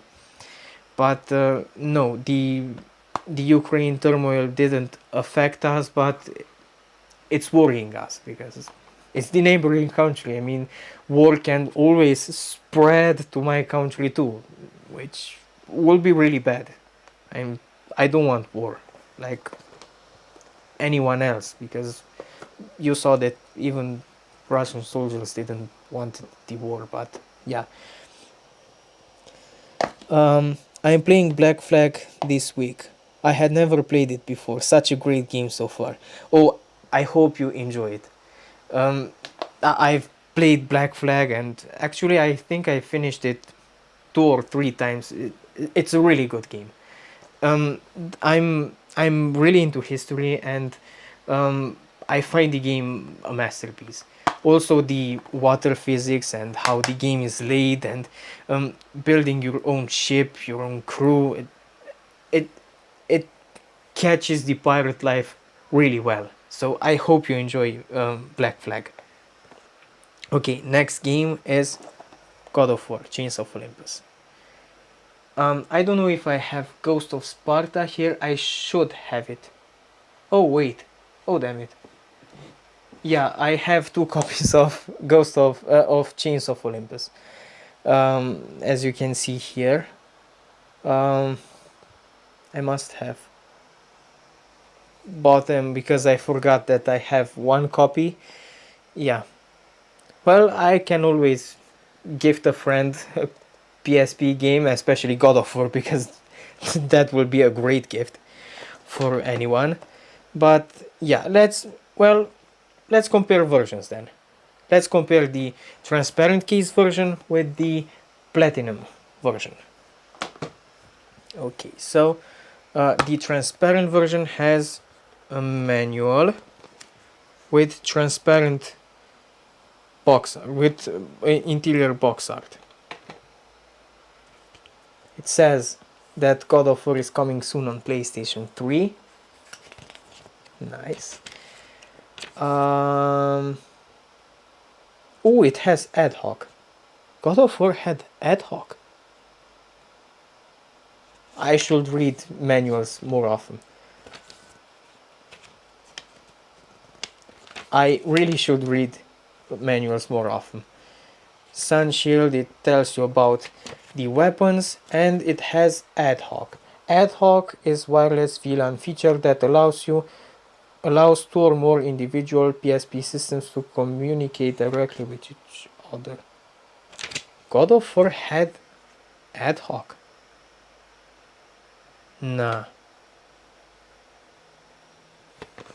I should check it out. Oh no, my phone battery is dying. Wait, I have to charge it. Where's my phone charger? Oh no. Where did I put my phone charger? Oh no. Where did I put my phone charger? Oh, found it. So that I can talk to you, because it seems that on my PC here, the distance is too far to read comments. That's one, and the comments don't appear that well. I mean, on PC it seems that it has some sort of delay. Okay, let's read. Hello from England. Oh, hi. You're Georgia. Oh, I can't tell by your profile picture, but if you're my colleague from school, hi. Hi, friend. Ledin, cool collection. Thanks for this stream. I'll definitely review it. Like it. I love your reviews on PSP. Thank you, Ledin. As I've told before, as I said before, I'm always glad to see that my videos are useful. Okay, and oh, this is disappointing.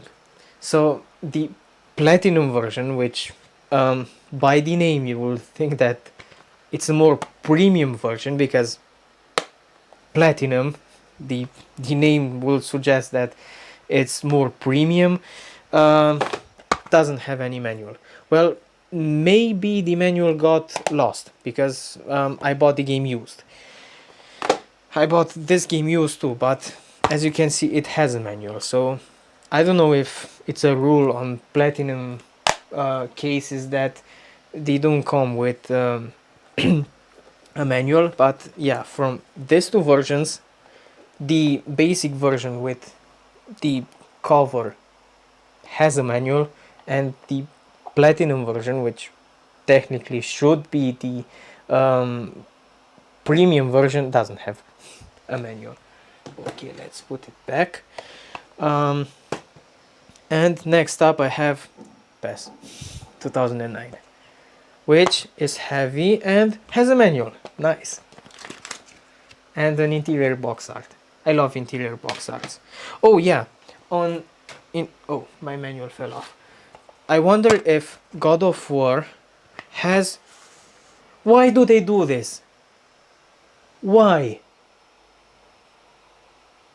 Why? Why do they do this? Why waste so much ink on and put the paper on an opaque case? Why? This is such a stupid decision from a marketing point. Do most Romanians speak English? Your grasp of the language is so good. You are so careful with your words. Most Americans like myself could learn from that. Well, it depends. I don't know the statistic if most Romanians know English, but I know that Romania is among the good part of bilinguals, meaning that it's among those countries that mostly know a second language, but I don't know the official statistic. The fact is that in my middle school I took advanced English classes, and well, they didn't teach us how to speak, that's why I don't have an accent, but in grammar they always corrected us. Maybe that's why I'm correcting myself. Maybe it's some sort of PTSD from when I was in school, because they were really hard on grammar on us. But when I went to high school, most of my colleagues didn't know English, so I don't know. In middle school, in the advanced English class, almost all of us knew English, and almost all of us read it well, understood it well, but didn't speak it that well because we didn't had any chance to speak it.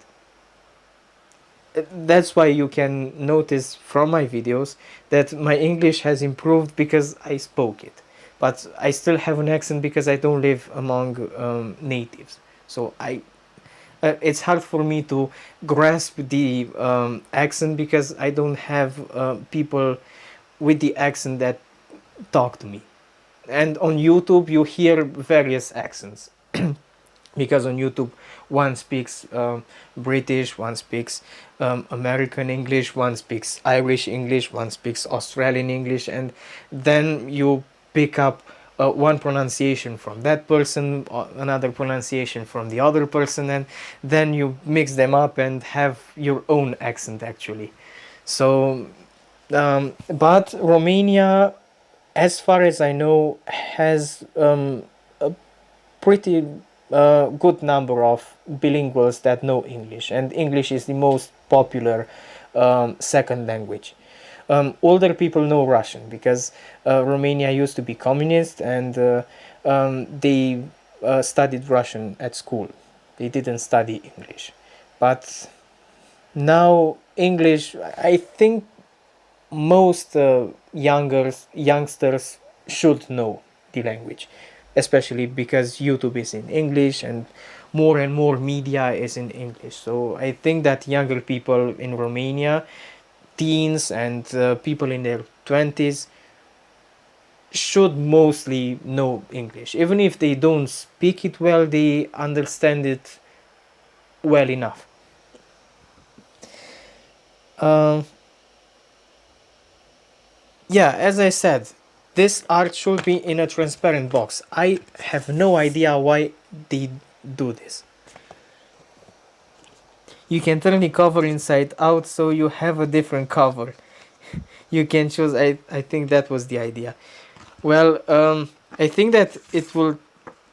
Oh wait, I can't because I will ruin the print. Because if I turn it inside out, there will be white lines here.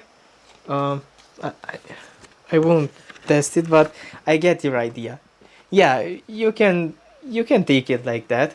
I mean, yeah, you would have another box art. Wait, and let me put it back in. Oops.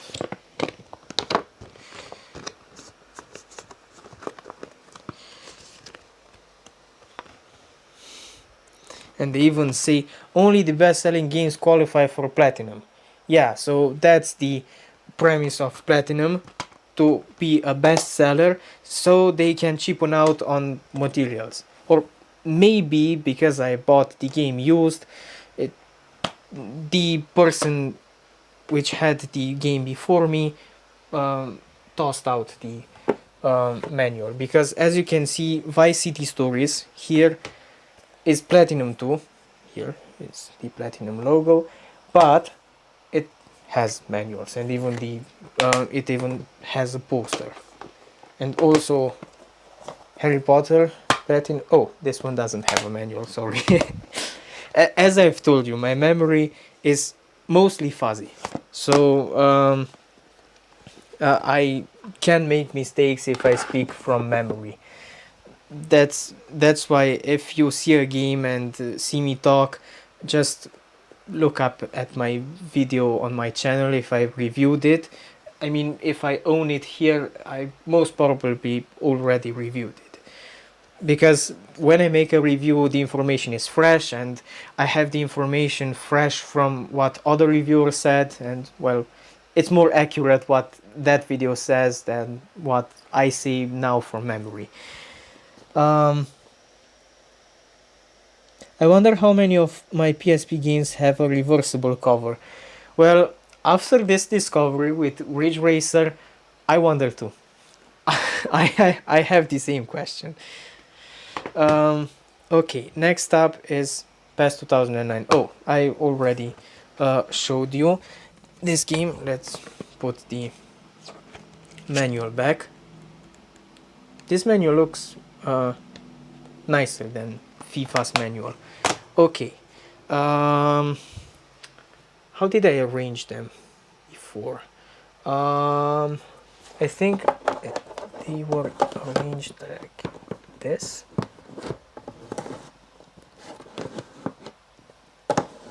Yeah, like this. Okay, the next batch. Next up is Spider-Man 3. As I've told you, as you can see with the orange boxes, in Europe most PSP game covers were orange and had the PSP Essentials. I don't know why. I mean, they look uniform when you arrange them like this, but personally I think it sucks to have the cover like this, because the original cover is much cooler than having to cut the original box art just to slap a PSP Essentials logo. So yeah, in my opinion, the PSP Essentials box art isn't that cool. As you can see, Spider-Man 3 has a manual. Pretty cool. It's from the PSP 1000 era. How cool is that? Doesn't have pictures or anything, so it's pretty basic, but still, it's pretty good. Oh, it seems. Oh no, it has English too. Oh no, this one is in French. This one is the French version. It says here. version française intégrale. And here only on, oh no, this is only on PSP, sorry. So this is the French version of Spider-Man on PS3. Yeah, and as I've told you, games that are not in English are cheaper in my country. Because they sell worse, because they're not in English, because most Romanians know English. I mean, most Romanians speak English as their second language. Do you have any special editions that came with physical extras, like figurines? Well, I do, but I have to search for the figurines. Let me just check if it's in close reach. If not, I will show you in another video. So I have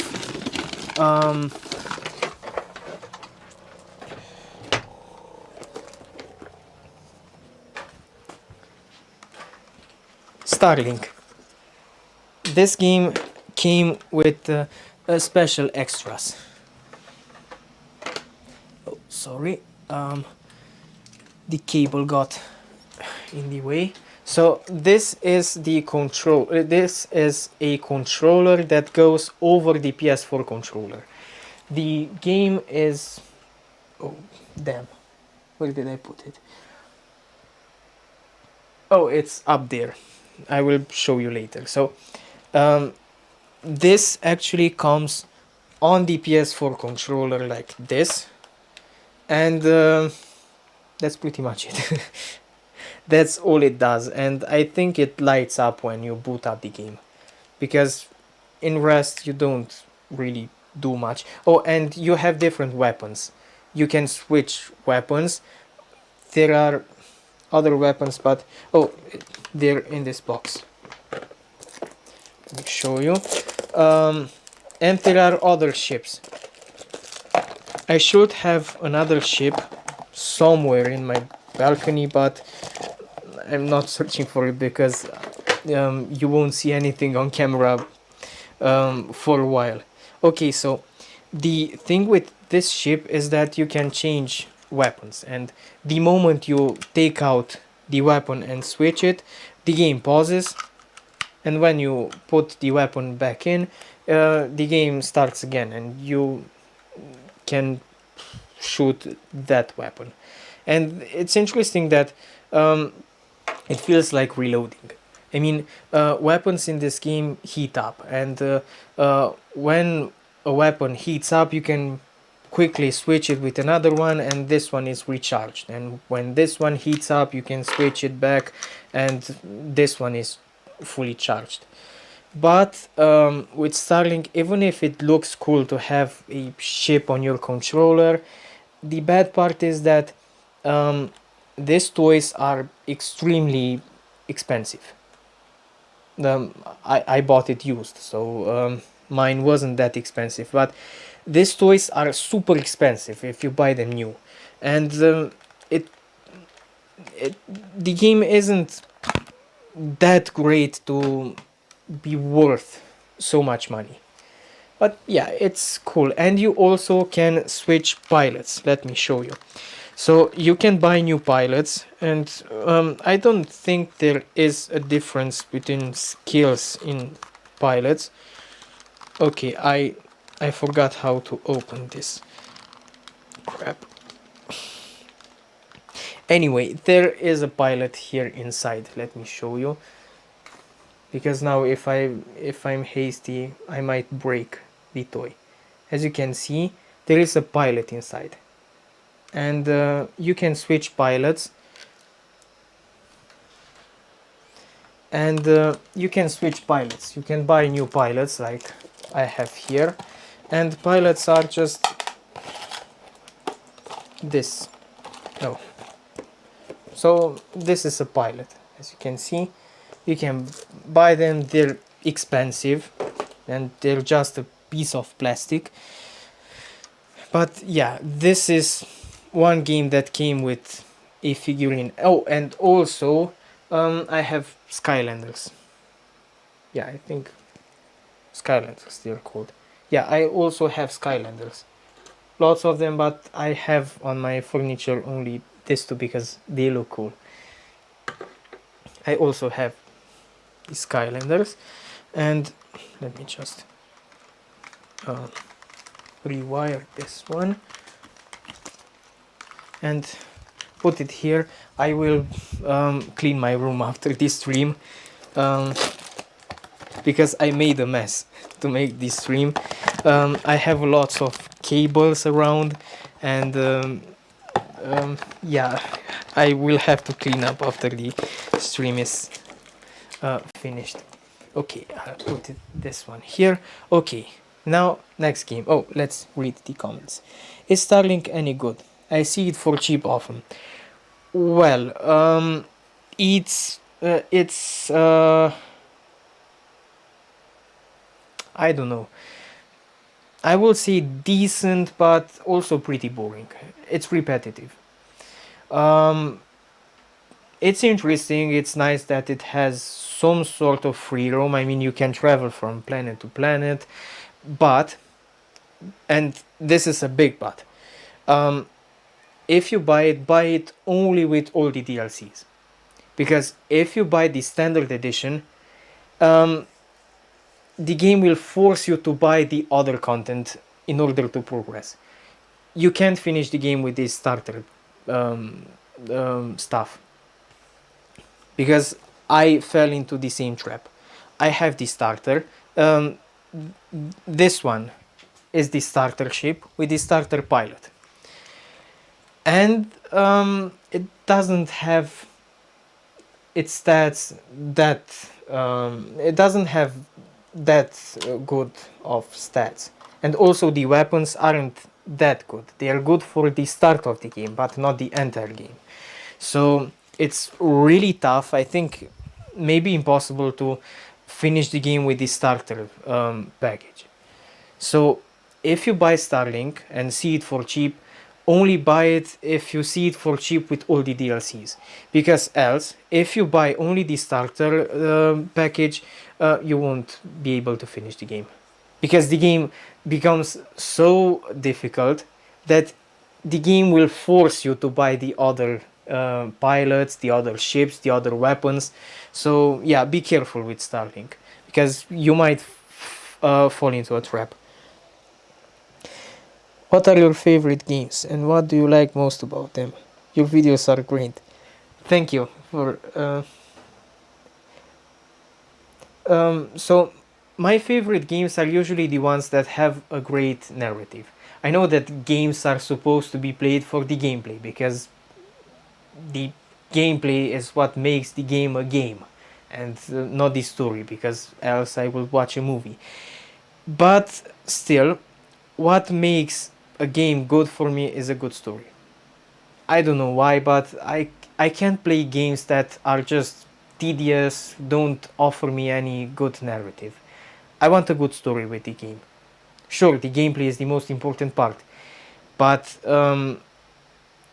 on the second priority for me is a good story.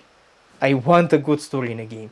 That's why I can't really play games like Fortnite or Valorant or others that don't have a consistent story. I did play Minecraft though, because that game is super creative. You can't hate Minecraft. Okay. But usually what makes a game good for me is a good story.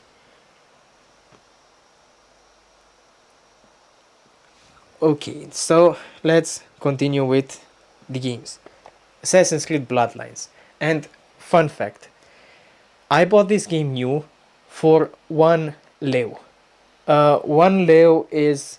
wait, I have to Google this one, because 1 leu in dollars. I bought this game for 21 cents. That's right. Oh, wait.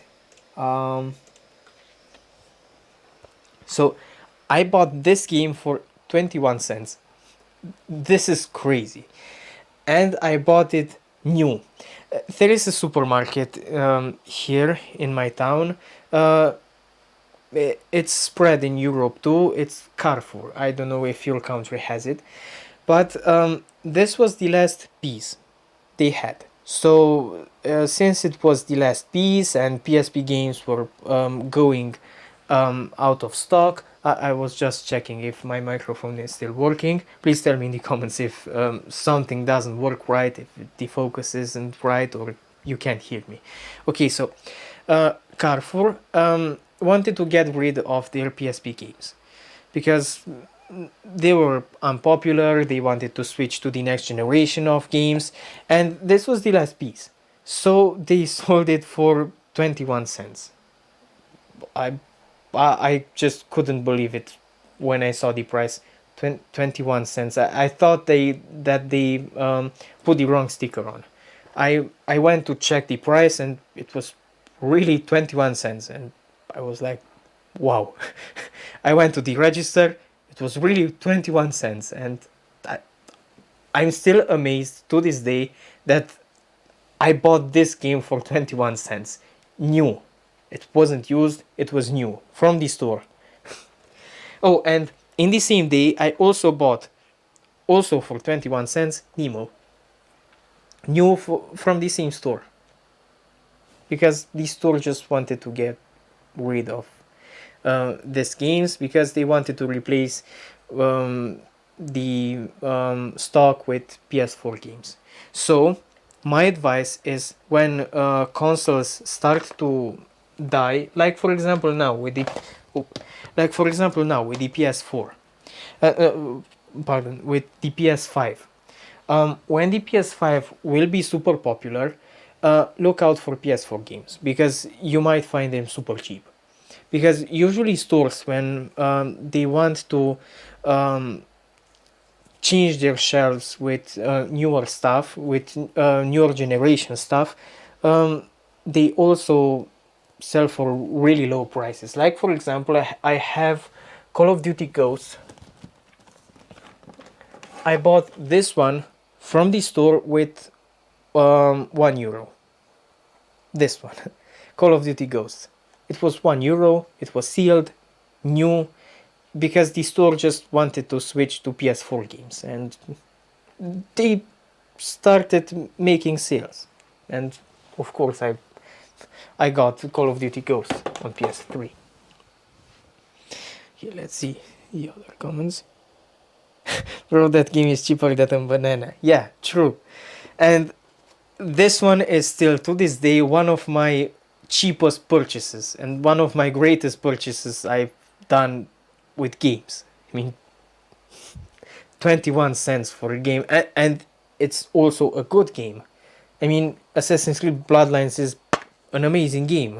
I don't know why they sold it like that, even if it was the last piece in the store, but yeah, I somehow was in the right place at the right moment to get the game. So my advice is to always look for when stores have the last pieces or something, because when they have the last pieces of a product, they might make huge sales. They might cut a lot of the price of that product.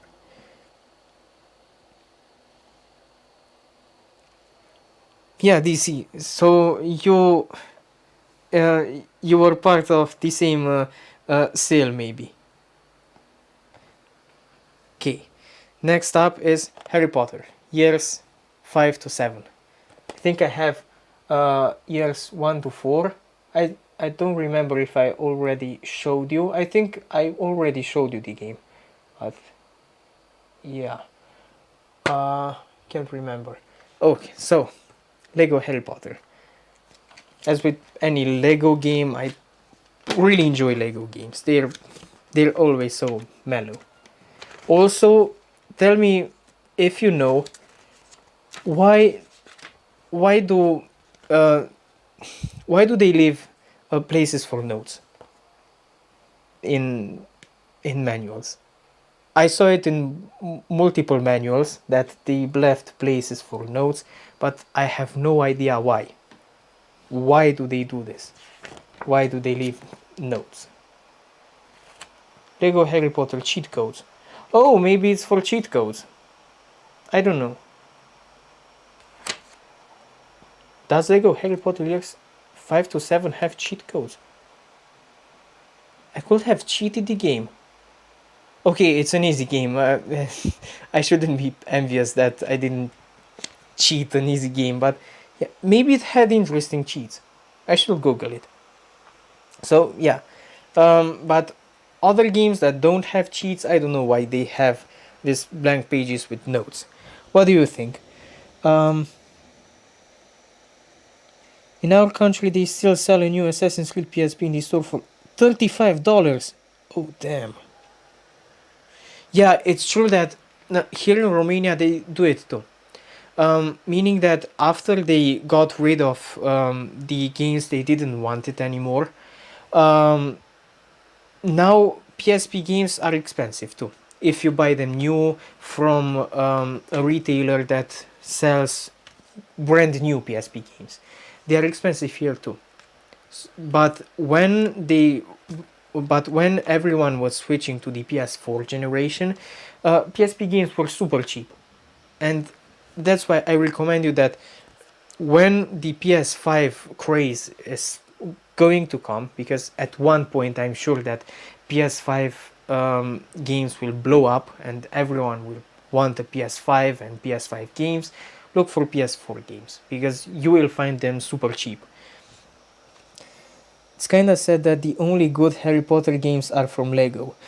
Well, not really. I beg to differ because I grew up with Harry Potter and the Philosopher's Stone on PC, Harry Potter and the Chamber of Secrets on PC, and the Prisoner of Azkaban on PC, and those three are great, are super amazing. If you haven't played them yet, I recommend them to you. I mean, sure, I'm partly biased because they're the games I grew up with, but I replayed them recently and they were still entertaining. So I recommend them to. I recommend you to check them out. So the first three movies, they're PC games. So Philosopher's Stone on PC, Chamber of Secrets, and The Prisoner of Azkaban. Those are really great games because you have a little bit of free roam. No, not a little bit. You have free roam in Hogwarts. It's not a one-to-one Hogwarts, but it's an invented version of Hogwarts because the accurate Hogwarts castles that you can free roam are only in the Order of Phoenix and the Half-Blood Prince. Oh yeah, those two are also great.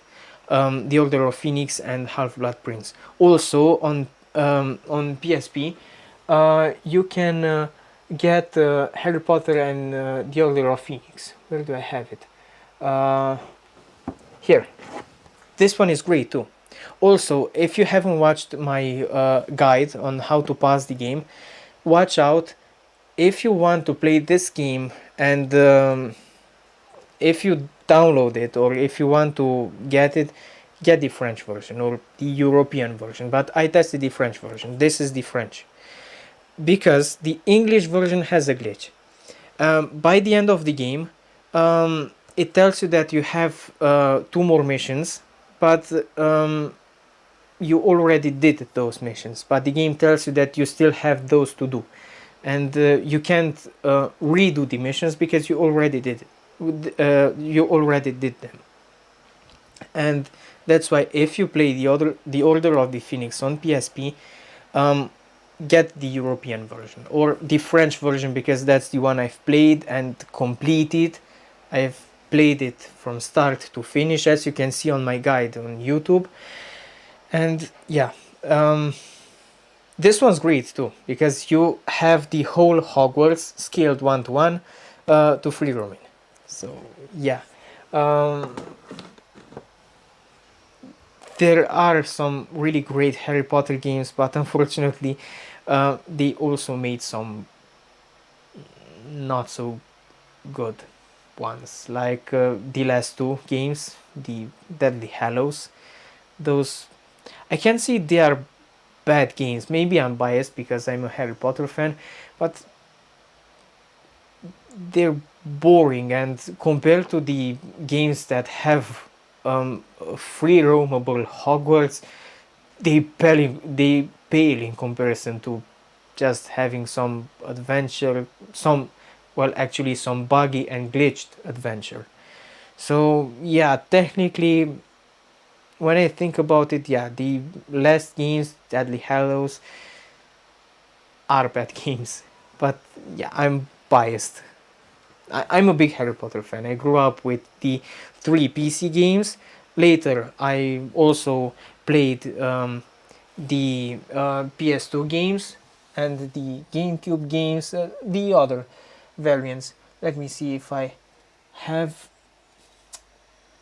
Okay, I don't see my copy of um, Harry Potter on PS2 here. Okay, let's see. Where do you live? I'm from Romania. Um, Parvez Hossein. I hope I read your name correctly. I'm sorry if I didn't.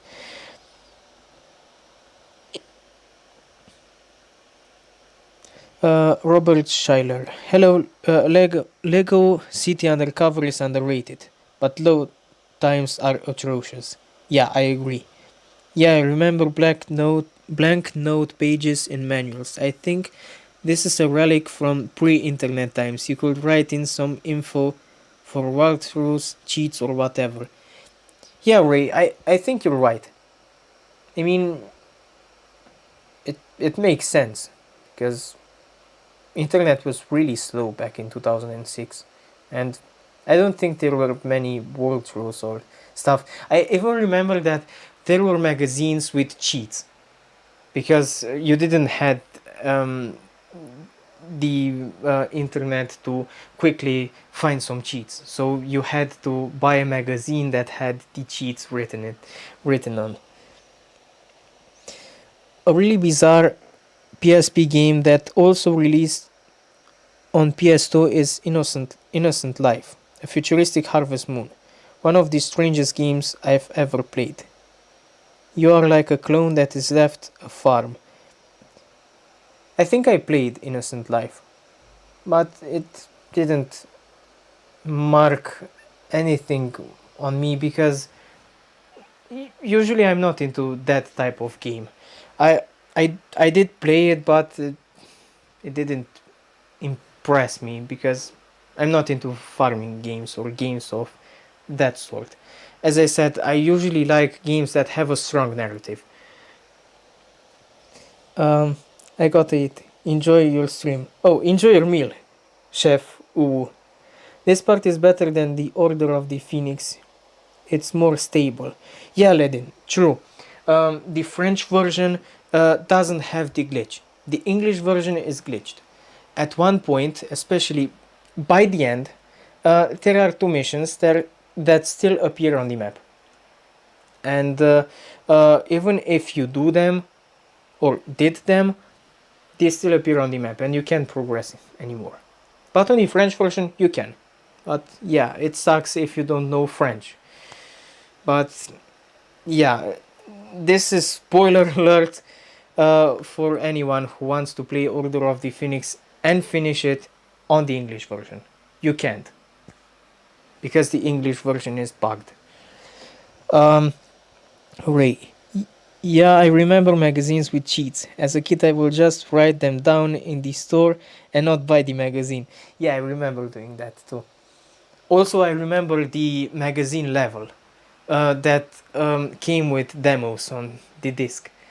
I was so excited with that one, but my my family isn't rich, so we didn't had money to always buy the magazine. So I will just get there, look up for the games, get excited for what games are to come, and well, put the magazine back. But I had a friend that was buying every level magazine, and he will borrow me his disc to get the demos on my PC.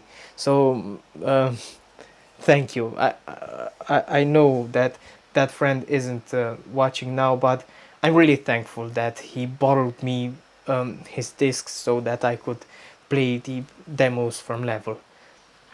But yeah, I will go to the store and just read the magazines, get excited about the games. I remember that in a level magazine I first read about the game Spore, and I it seems out of this world, Spore. And when I got to play it, it really was as promised. I mean, at least for me, the hype was worth it.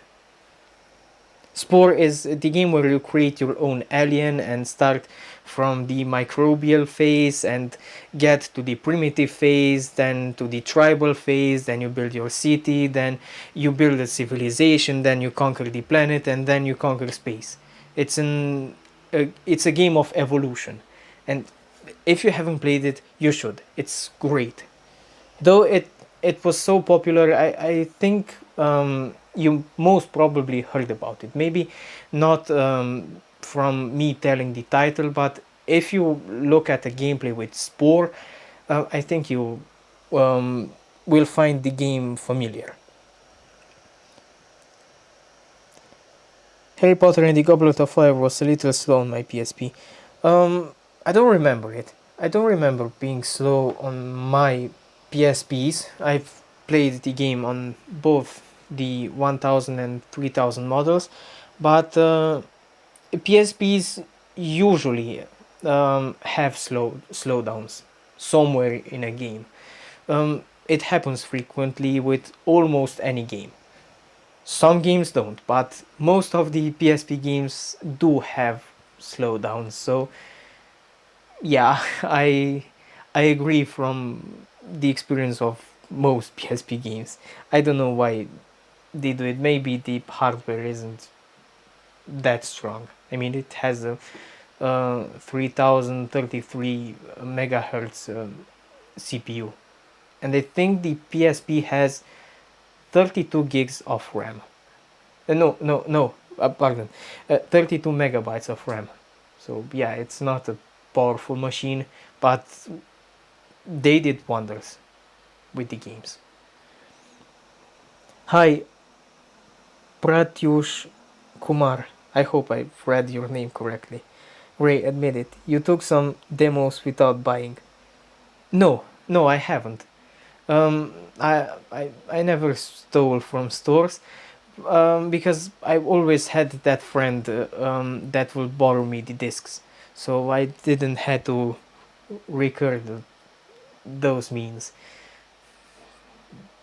I think I still have one or two discs because I've bought two magazines in my whole lifetime, two level magazines in my whole lifetime. Have you played Dexter? Yes, yes, I did. Here it is. I also have it. I've played it, and I think I also had a walkthrough of it on YouTube. Now I think that my Dexter walkthrough is on my third channel, LL3. You can find the channel from the main page of LL English channel. At the bottom there are some recommended channels, and there is LL3. It has a logo with red and blue, and I think there's the walkthrough. So yeah, I've played it.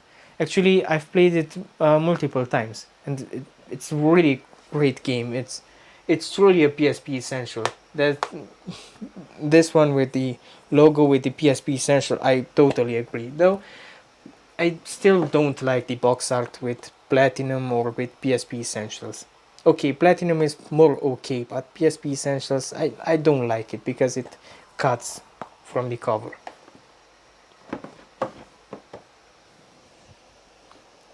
Okay, so let's get to the next games. Prince of Persia, Revelations. This one has a manual with combos, and it presents the characters. Pretty nice. Okay, let's put them back and see the next games.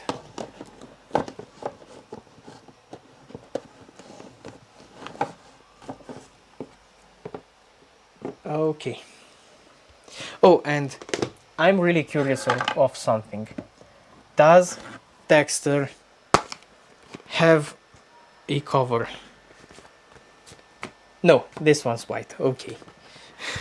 At least this one doesn't have a back cover art.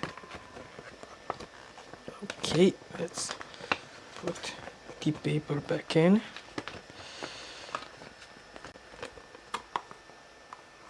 Oh, I didn't push it far enough. Have you played the Time Splitters and Perfect Dark series? They sound familiar. I think I did, though my memory is fuzzy. But the titles sound familiar. I might have. I mean, I think I have played uh, the two series. DC just subscribed to LL3. Thank you, DC. On LL3, I thought to put my footages. Maybe someone will use them either to pass through a level, find a new game, or maybe they just need a footage for their video. I mean, just having to replay a whole game just for just one moment where you need to talk about something is isn't that pleasant. I still have to upload most of my games. I have like 200 or 300 finished games from start to finish on my hard drive, but I didn't have the time to upload every game. So on LL3 I plan to upload all those 300 games I've played from start to finish, so that other people can use it, because I I do the same thing, because at one point when you do reviews and you already played the game in your childhood or in your teen years and it wasn't a good game, or it's a long game and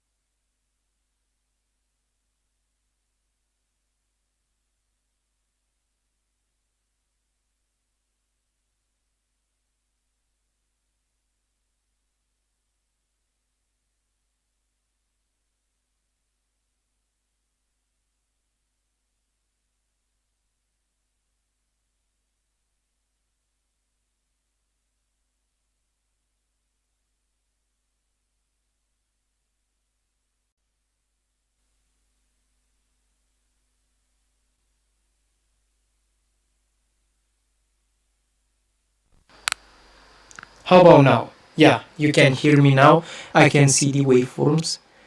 um yeah, I'm talking too closely to the mic. um where did I put the magnet?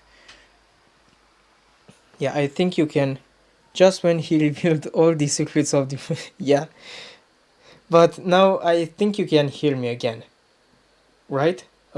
Please write me if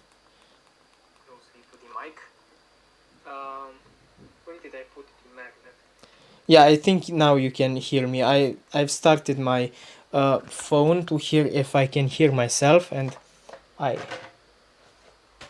could hear myself. Oh, the magnet was on the back.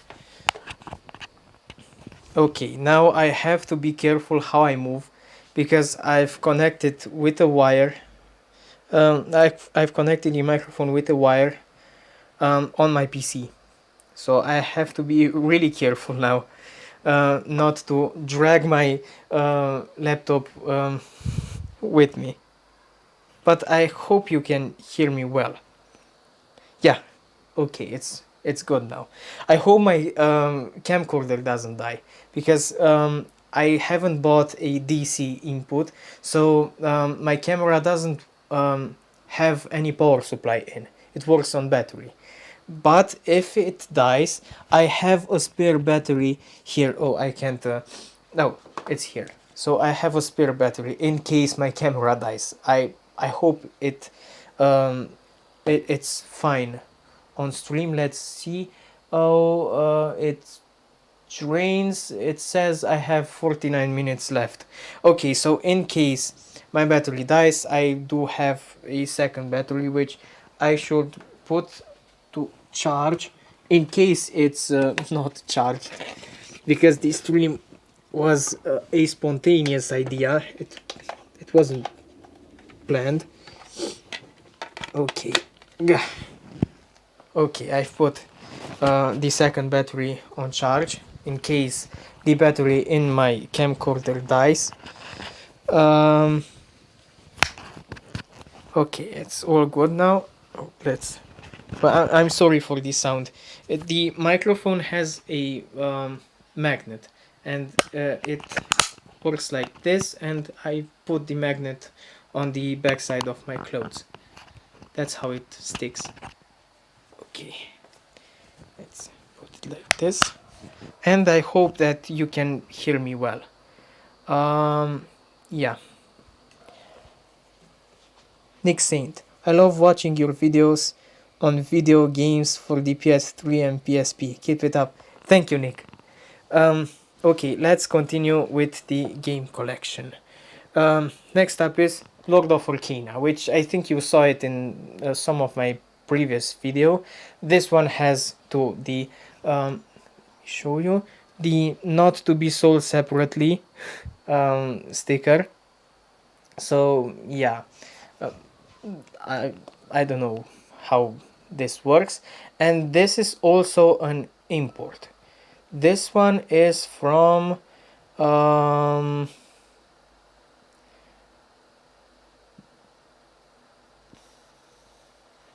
it doesn't say.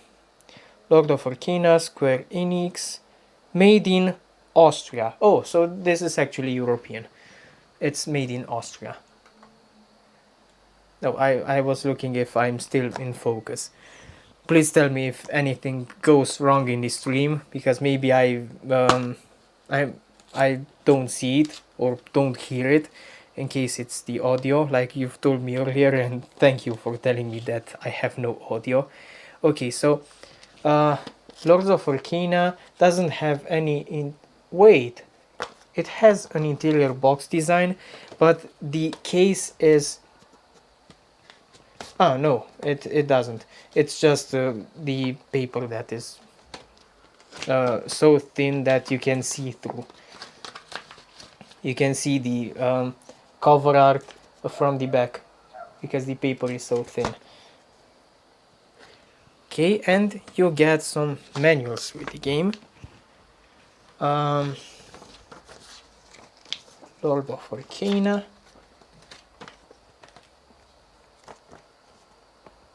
You get the prologue, you get the story, how to accept a quest. Oh, the game flow. It tells you how the game works. This is a PSP 3000. Menu, starting a new game. It tells you, it gives you tips, types of weapons. So it's nice that the game manual tells you how to play the game. It gives you tips. It's nice. It's what a game manual is supposed to do. And the cover art is nice. Ooh, it even tells you a little bit of lore, as you can see. It tells you the lore of some beasts you slay in the game, which is pretty cool. And here you have an ad for Metal Gear. And I also have a code, which most probably expired already, but yeah, at least I got the game cheap. That's one downside of buying used games. Also, I bought games new, and just know that if you haven't activated your game code, you should, because game codes expire. I bought new games, but because I bought them years after the release, the codes were already expired when I bought the game. Maybe that's why they reduced the price. They lowered the price because the DLC content wasn't available anymore because the code expired. So watch out that if you have PS4 games with codes that you haven't activated yet, you should, because codes, PlayStation codes aren't forever. Only Steam game codes are said to be with infinite validity, or don't expire. Only Steam codes are said to not expire, but PS4 game codes expire after like 2 or 4 years. So if you have codes not activated, you should, because you might lose them. I'm currently playing GTA Liberty City Stories on PSP while watching this. Nice. Um, I I'm glad I reminded you of that game. It's a great game. It's a great game, and few people know about the game, and few people know about the stories, GTAs. I mean, Vice City stories and Liberty City stories, and they should play them, because in my eyes they are as good as the main entries, Vice City and Liberty City and GTA 3. Okay, next up is Star Wars Battlefront, Renegade Squadron. This one with Renegade Squadron isn't the Battlefront, the classic Battlefront. It follows the story arc of Squadron, as the title says, and it's a pretty cool game. You get to do some extreme stuff in the game. So if you're a Star Wars fan, or if you've played the main Star Wars Battlefront game, you should play this one too. It's pretty cool. And it also has battles like Jedi battles, as you can see here. I mean, not true Jedi battles, but you know how in Star Wars Battlefront you can play with the Jedi and go on a rampage, on the battlefield. This one, in this one, you can too. But this one, the main part of this game is actually the story part, as you follow the Renegade Squadron in their mission, and it's not the battles like in Star Wars Battlefront 2, which had a story, but the story was more to give you a little bit of context why you are fighting, and not really tell you a narrative. Well, this game has a narrative of Renegade Squadron, and you should check it out. It's pretty cool. My cousin gave me GTA Liberty City years ago. It's one of my first games. Nice. For me, it's one of my late games. I mean, I bought it late, because my first GTA was Vice City Stories. Okay, next up is Sonic Rivals. And Sonic Rivals 2, I think I have the first one here too. If not, maybe it's in a box, I don't know, or in another shelf. This is not my whole collection, this is only part of it, and the part that looks the coolest. Okay, so Sonic Rivals 2 has a manual and a commercial for Sega Rally. Sonic Rivals. It's from the PSP 1000 era. It tells you the characters, Sonic the Hedgehog, Metal Sonic. It explains you what each piece on the screen is for, which is pretty cool. I mean, I don't think anyone is stupid enough not to know that this is the timer, but anyway, it's interesting that they included it. What else? Game modes, it explains how the multiplayer works, which is pretty good because most people, and even me included, first didn't know how to activate the ad hoc mode, because the um, the switch for ad hoc isn't obvious. I mean, you don't know when it's on and when it's off unless you look at the flashing light. And on PSP 3000, the VLAN, or the button for ad hoc, is here, while on PSP 1000 the button is here. And on PSP 1000 it sucked that the power button looked exactly the same like the VLAN, so you had to know which is the power button and which not. Or, well, actually it says here power and here VLAN, but someone who wasn't familiar with the PSP could just turn off your console while trying to activate this switch for VLAN. I own Rivals 2. Do you recommend the first one? I don't remember how the first one was, but as far as I remember, the first one isn't that impressive. I mean, Sonic Rivals 2 is a much better game in my eyes than the first one, but I don't remember right. See my review on the Sonic Rivals games, because I don't remember, but as far as I know, Sonic Rivals 2 is a much better game than the first one, as far as I remember. How old are you? I'm turning 25 years old in 21st of July. So now I'm 24, but it's only in a month I'll turn 25. Okay, so next one is MotorStorm Arctic Edge. This one is really a PSP essential. If you own a PSP, you have to try MotorStorm Arctic Edge. It's one of the best looking PSP games. That's one argument to play it. It's fun, it's dense, it has a lot of content, though the maps might look all the same, because you're on a mountain, it's in an Arctic region, and even if you have a lot of maps, most of them just look the same. But the gameplay is really solid and the graphics are amazing. This one has a manual too. I think I bought this one new from the store when they wanted to get rid of PSP games to make room for PS4 games. But I don't remember at what price I bought it. Okay, the manual is pretty basic, but yeah, it works out.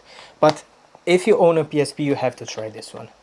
Do yourself a favor and try MotorStorm Arctic Edge on PSP. It's amazing.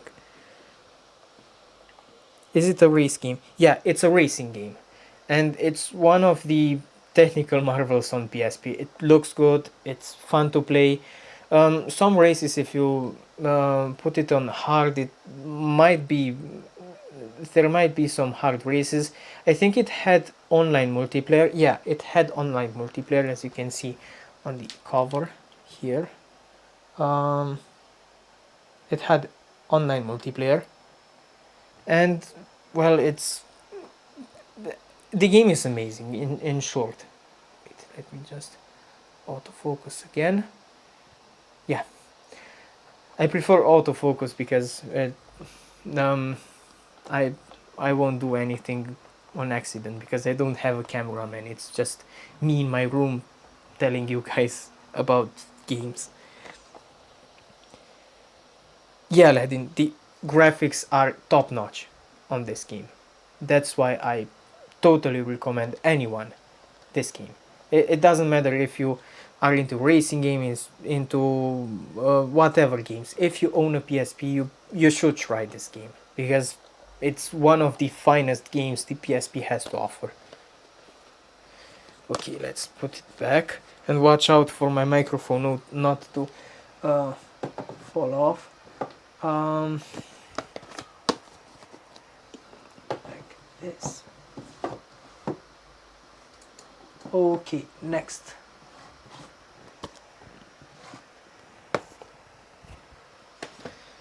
Next up, Gangs of London. This is a GTA clone of but in London, and if you haven't played it, you definitely should. The game is amazing. I haven't reviewed the game on the channel, but a review will soon come. Oh, why do I have?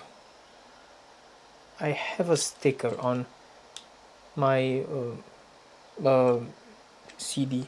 I don't know why, but yeah, the cover art is really good. I mean, I like it, and the manual is like this. And let's see what it has to offer. Functions. It shows you the PSP. This paper is really old. I mean, you can feel how old the paper is in with this one. Maybe this game manual set too much in the sun, because it feels like the manual is dried paper.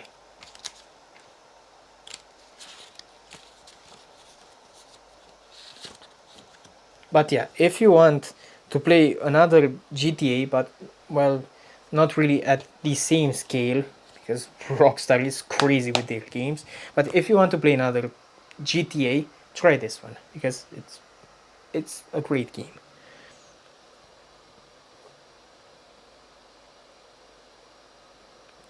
Yeah, Latin. It's a great GTA clone, and I think that it's the only other GTA clone on PSP. I mean, do you guys know any other GTA clone on PSP? I don't think so. I think that this is it.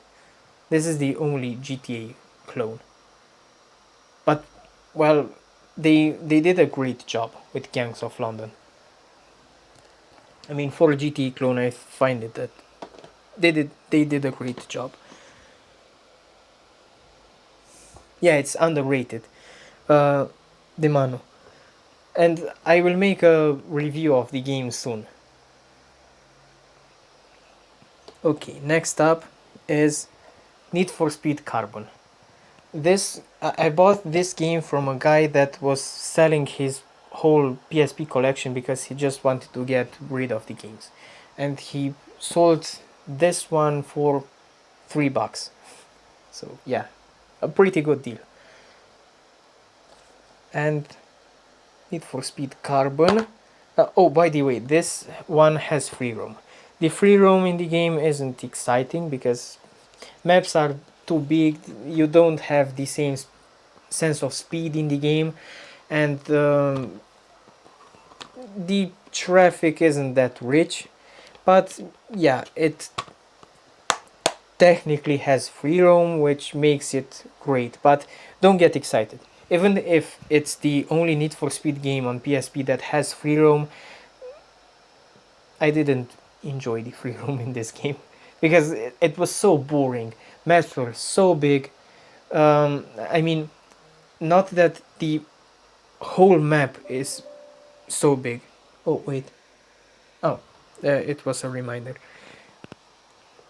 I mean, not that the map was huge, because it was actually a smaller imitation of Rockport, but the streets were super large, and since you didn't have the same sense of speed like on PC, the free roam wasn't exciting, especially that you didn't have stuff to see. I think that in free roam you didn't get chased by cops. It was just you wandering around in some boring looking streets, or At least that's how I felt in with the free roam in Carbon. But the races themselves were great. So if you want a good racing game on PSP, try out this one. Um, any PSP 3D platformer exclusive for Hidden Gem? Thanks. Yeah, KO Challengers. I don't have the game case here, but look up for KO Challengers. I reviewed it recently, so if you look up at my recent videos, you will see. I think it's my last uploaded video, KO Challengers. It's a hidden gem. It's a 3D platformer. It's really great, and I was surprised with it. I didn't play it before the review, but damn, it was really great. Um, DC, I own Need for Speed Pro Street, but I think I never played it. Well, Pro Street on a PSP isn't that exciting. Okay, for me it wasn't exciting on PC or PS3 either, because what made Need for Speed games so special for me was the illegal street racing and tuning up vehicles, like visual tuning, especially like you could in Need for Speed Underground 2, where you could do racer stuff like neons, doors that opened the other way around, or putting subwoofers in your trunk. That stuff was cool, and even if you didn't had it in Most Wanted still had that illegal allure, that illegal street racing atmosphere, and the illegal street racing uh, tuning. Okay, Demano, I hear from someone that the Carbon is best Need for Speed on PSP. Well, maybe they've told you that Carbon is the best Need for Speed on PSP because it has free roam. But in my opinion, the free roam isn't that exciting. But it still is a solid entry. It's a solid game on PSP. It it's great. I like that the cutscenes are in a cartoon style. The races are great. I mean, I can't complain about the game. It's just that I complain about people overhyping that the game has free roam.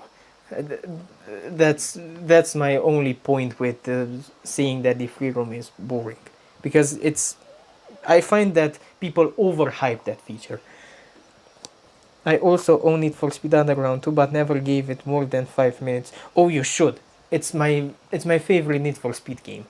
I mean, out of the whole library of Need for Speed games, Need for Speed Underground 2 is my favorite by far, because it's my childhood game, and even if Most Wanted is kind of on of the same caliber, I still enjoy Underground 2 more.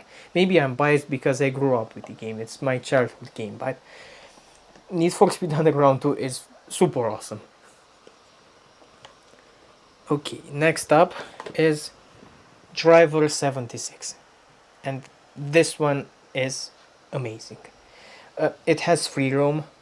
Oh yeah, this one you could technically call it a GTA clone, though it's not really a GTA clone. I mean, it has free roam, you can steal cars, but it's in the 70s, so it's not a full GTA clone, but um, it, it has the same gameplay mechanics. I mean, you have free roam, you can steal cars, you can shoot your gun at people, you can beat people up in the street. But yeah, you definitely have to play this game.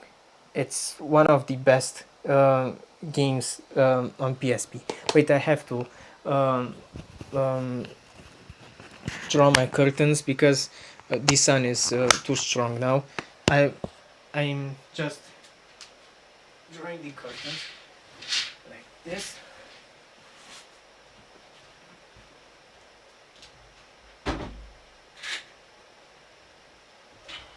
Okay, I'm back. The sun was really strong. Oh, damn. The sun is still strong. Um, so I think like this, because like this it doesn't reflect, and then I can do this, and I'm back. Okay. And the lighting is okay. Good. Okay, so returning to driver 76. Damn. You have to play this one. Driver 76. It's really great. Great game. There are really small FPS drop downs. Have you tried playing any Dark Picture Anthology games? I highly recommend them. I don't remember if I played Dark or no, I don't remember. Next Saint, I remember playing Driver on PS1. I'm going to check out that PSP Driver. Oh, you definitely should. You are going to like this one. The art style of the game, the disco music, and the missions are also are super great. I mean, it's like playing, for example, a Mafia game. If you've played Mafia 1 or 2, it it has somehow of the same feel. I mean, you free roam, you get to experience a story written in the style of a 70s cop show, which is really great. For me, this game is a masterpiece. It's super great. I mean, look, on the cover it even says that it has racing and 40 fully customizable vehicles. It has 27 missions. It has mini games. So yeah, I definitely recommend you the game. It's, for me, it's amazing. Okay, it seems that it has also wireless, so it has ad hoc multiplayer. You can play some races with friends and stuff. So yeah, definitely play this game. It's amazing. Okay, next up is Cars. Disney Pixar's Cars. This one is a fun game. Um, do you happen to know any on-foot racing like Pen Pen, Triathlon, Sonic R? I love this kind of games. Yeah, try Rayman Racing, I think it's called, or something like that. Rayman Racing.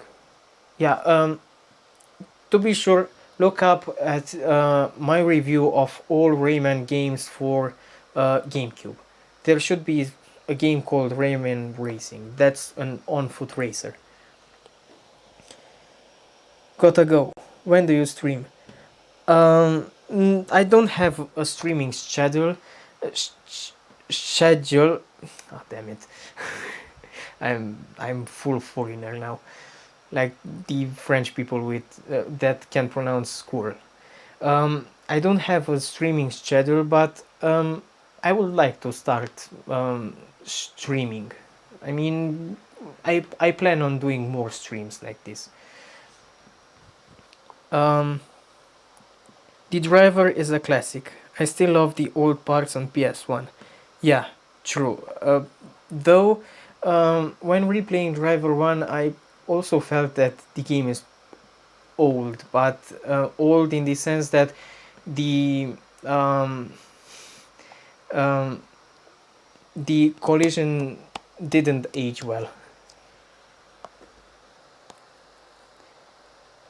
Gabriel. Oh yeah, Rayman Rush, I think. Yeah, something like that. It was either Rayman Racing, Rayman Rush. It was a Rayman game that had on-foot racing. I don't remember the title.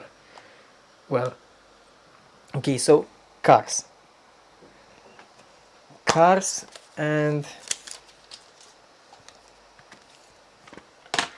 it has a manual. Oh, I'm curious of something. Does this one? No, it's clear. Oh, it's okay. It's okay. They didn't do the same mistake. like with other games. Let's put, okay, and the manual, instruction manual, Grand Prix, main menu, ready set race, gameplay screen, story mode. Oh, so it explains the game. Nice. I could have used this one for the review when I reviewed the game. Oh look, this one has notes too. This game has cheats as far as I remember, so maybe you were right, Ray, that the notes are for cheats. I mean, most probably it was for that, for cheats.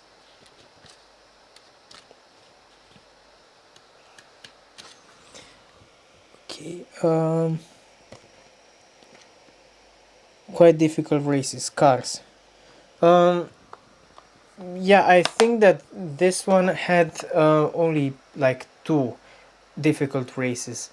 I think that I struggled, I mean not struggled, but I think I needed more tries when racing the last one.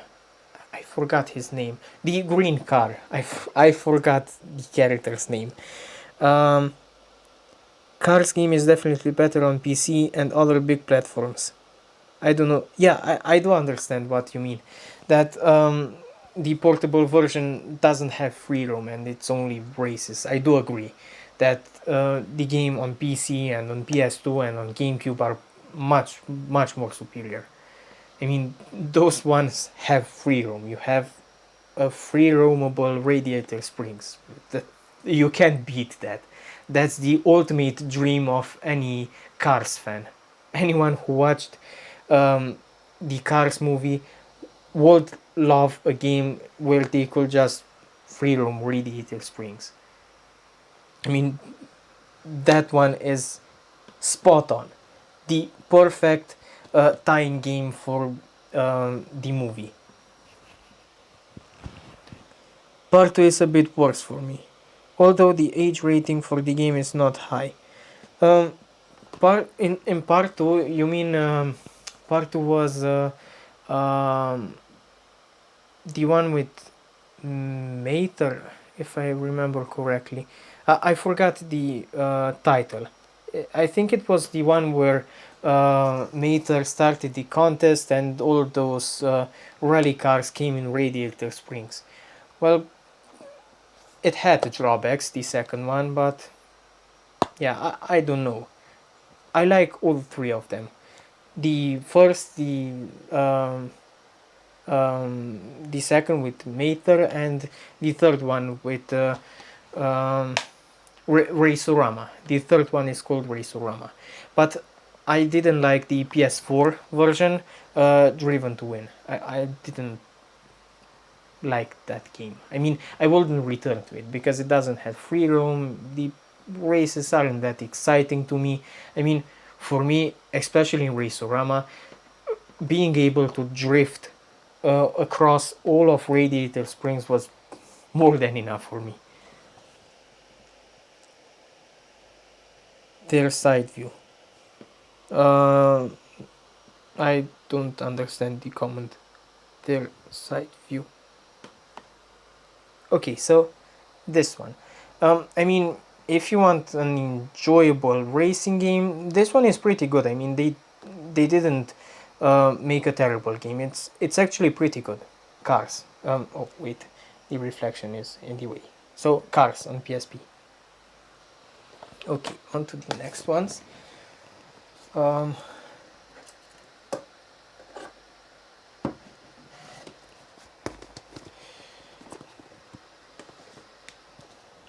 I already streamed for 3 hours. Damn. They didn't even cover my PSP collection. Wow. Okay, maybe I should do a stream for every platform, like another stream for PS3 games, another stream for PS4 games, another stream for Xbox games and PC games and stuff like that. Those 3 car games on PS2 are just same games in fact, but I still love them. Well, yeah, those 3 games are masterpieces. Racerama top. I'm talking about part 2. Yeah, Racerama is great. Oh, Cars 2. Oh, I didn't really like the Cars 2 game.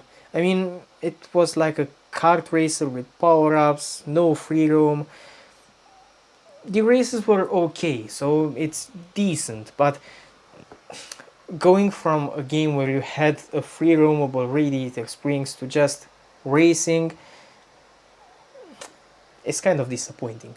I mean, sure, the game itself is okay. It's good. The game mechanics don't have anything bad about them. The gameplay doesn't have anything bad about it. But I don't know. Jumping from free roaming in Radiator Springs to just racing was a big hit. I mean, it was a disappointment.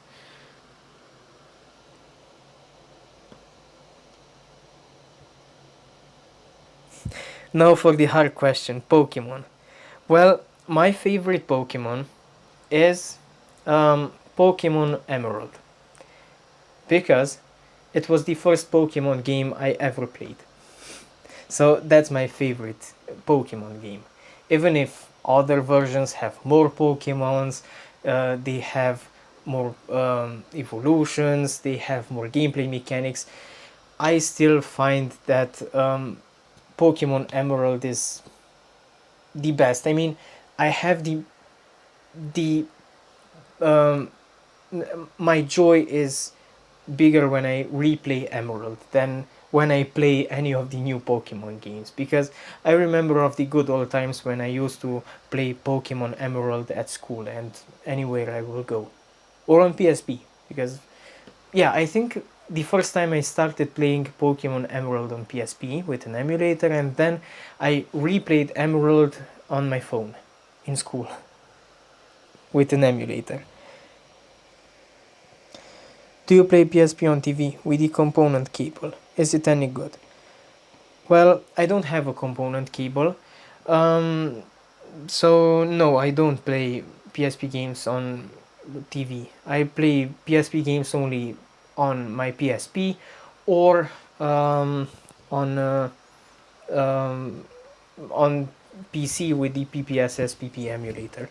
With the lighting isn't so great. Let me just turn on the lights.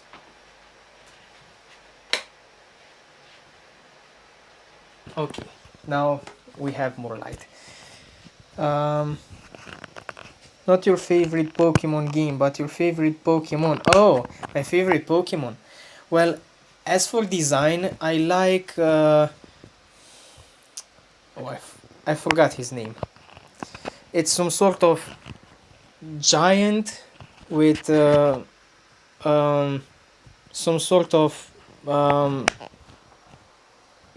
vegetation. On one hand, it's a giant with yellow and black stripes here and some points here. I think 6 points here, and he doesn't have a head because his head is connected to his body ends at his shoulders, but I forgot his name. I think it's one of the stronger Pokemons out there, and maybe one of the legendary ones. I don't know. When I first saw that Pokemon, it was last in the list, but now there are more Pokemons. I think it was something with R, a Pokemon that starts with R. I think I forgot his name. But my second from the normal ones are either Onyx. I remember from the anime that Onyx was badass. I mean, he's a stone snake, and he usually was one of the more durable and powerful Pokemon. And my other favorite Pokemon is Mudkip, because I Mudkip was my starter in Pokemon Emerald, and in any playthrough I will choose Mudkip. I just like his evolutions. and I could always count on Mudkip when starting a Pokemon game. And because he was my starter Pokemon, he was the strongest. So yeah, I even have a figurine with Mudkip, but yeah, it's not here. I have a Pokemon toy with Mudkip. That's Registeel. Yeah, that's the one, Ray. Registeel. Yeah, that's the one. Uh, I just like the design of Registeel. Can you tell us your top 3 PSP games? Uh, no, no, I can't because there are so many great PSP games out there. I just can't pick 3. I don't have a favorite PSP game because it depends on the mood and it depends on the genre. I mean, as for racing games, the best PSP racing game is definitely Midnight Club. Midnight Club LA Remix. Or wait, the remix is only on PS. No, on PSP it's remix and on PS3 is only LA. As far as I remember. Or was the remix the full version? Wait a moment. So Midnight Club LA. Okay, I don't remember. But anyway, racing as for racing games, Midnight Club is definitely the winner, the best PSP racing game out there. As for free roam, definitely GTA. As for adventure and graphics and stuff like that, God of War Chains of God of War Ghost of Sparta. For an RPG style, I mean, doing missions, and the best stealth game on PSP is, in my opinion, definitely Metal Gear Solid Peace Walker, because it has great graphics, great gameplay. It's like a PS2 game and full of content. The story is great. So yeah, it depends on the genre, but I can't pick 3 best games. What do you think about superhero games from Raven? X-Men Legends. Uh, well, I don't remember them. I mean, let me just Google to see. X-Men Legends. I know I've played the games, but I don't remember how they're. Oh yeah, they're cool games. I'm not really fond of the top-down view in the games. I mean, they're nice, but I don't know. They're not among my favorite games, but they're good games. I mean, I can't complain about anything in the games. They're good. Will you try Midnight Club now? Definitely, definitely. I will even stream a game of Midnight Club. I mean, I will do a walkthrough on PPSSPP on stream um, if people will watch. I mean, that's how great the game is. Midnight Club on PSP or even on, I mean, not even on Midnight Club 3 LA Remix is great on any console. Um, Metal Gear Solid Peace Walker. Yeah, Happy Apples. Peace Walker. It's a great game on PSP. 5 favorite GameCube PS2 animation license based games from Disney or DreamWorks or stuff like that. I really like your videos covering this topic. Oh, I'm it's great you like the videos. But now thinking about it, I can't pick from memory the best though. On that top 5, it will definitely be Cars. That the recently talked about games, because those tying games from Cars are super awesome. It's everything a fan of Cars would want. I mean, let's be honest. If the world in a movie or in any media is the main selling point. Like in Harry Potter, it was Hogwarts. Of course, people are going to play the games for Hogwarts. And of course, that if you create a nice town in a movie, like it was in Cars, of course, that people would want to visit Radiator Springs. Okay, next up is, oh, let me just put this stream again here so that I can see if, in case something goes wrong with the stream. Um, what got you into game collecting? Mostly nostalgia. Um, I got into game collecting because these are my childhood games. Um, for the first part, I pirated a lot, so I just wanted to buy them and have them in physical copies instead of having them pirated. Um, and my YouTube channel also helps because like this I have a purpose. I mean, I don't buy the games just for me. I buy them to create something new. I mean, I buy them for reviews, I buy them for videos like this, I mean for streams like this, for maybe I will do more videos about game covers or PSP edition covers and stuff like that. So even from the economical standpoint, it makes sense to collect games.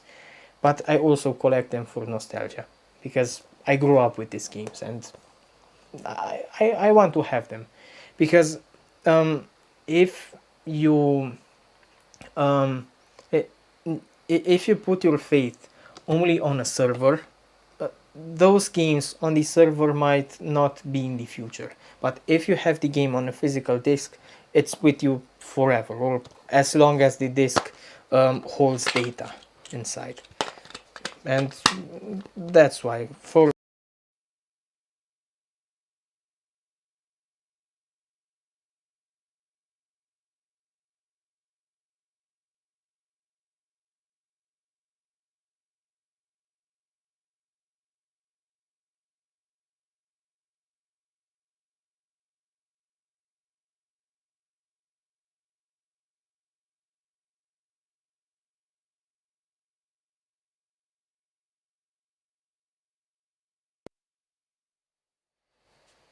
I'm sorry. I'm sorry, my battery died. As I've told you, I didn't buy a DC adapter for my camcorder, and it was running on battery, and the battery died. So that's why it had a black screen. But now I'm back, and I'm putting the former battery um, to charge in case this new battery dies too. Okay, so charging it. Okay, so those are the reasons that got me into game collecting. And plus, I don't know, I always felt proud to have the game on a physical copy.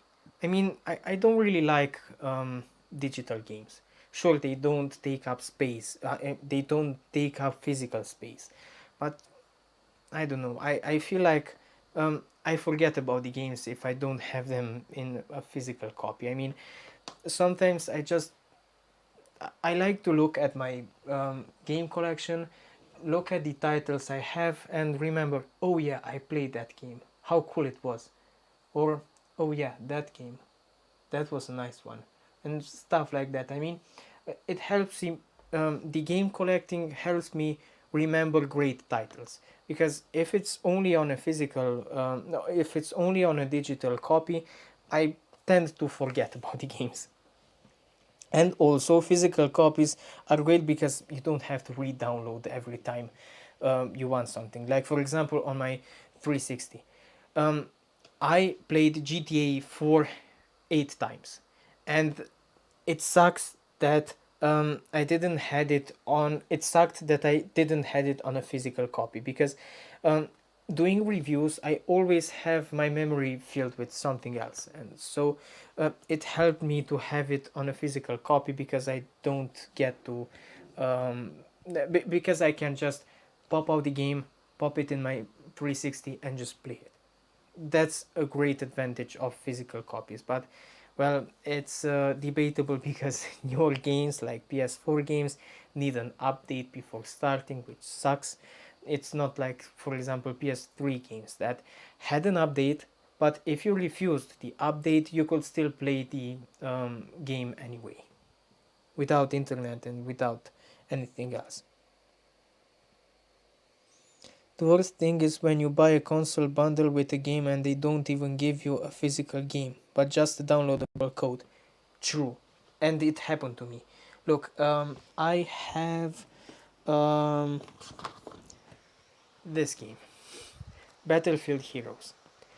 I bought it for cheap, true. It was €1. But when I got home and opened it up, to my surprise, no disc. It's actually just a code. And that's it. It's just a code. Just a code. That's all of the game. No disc. Just this one. I don't know why they are even making um, covers for this stuff. I mean, if you don't, if they don't give you a disc with it, what's the purpose?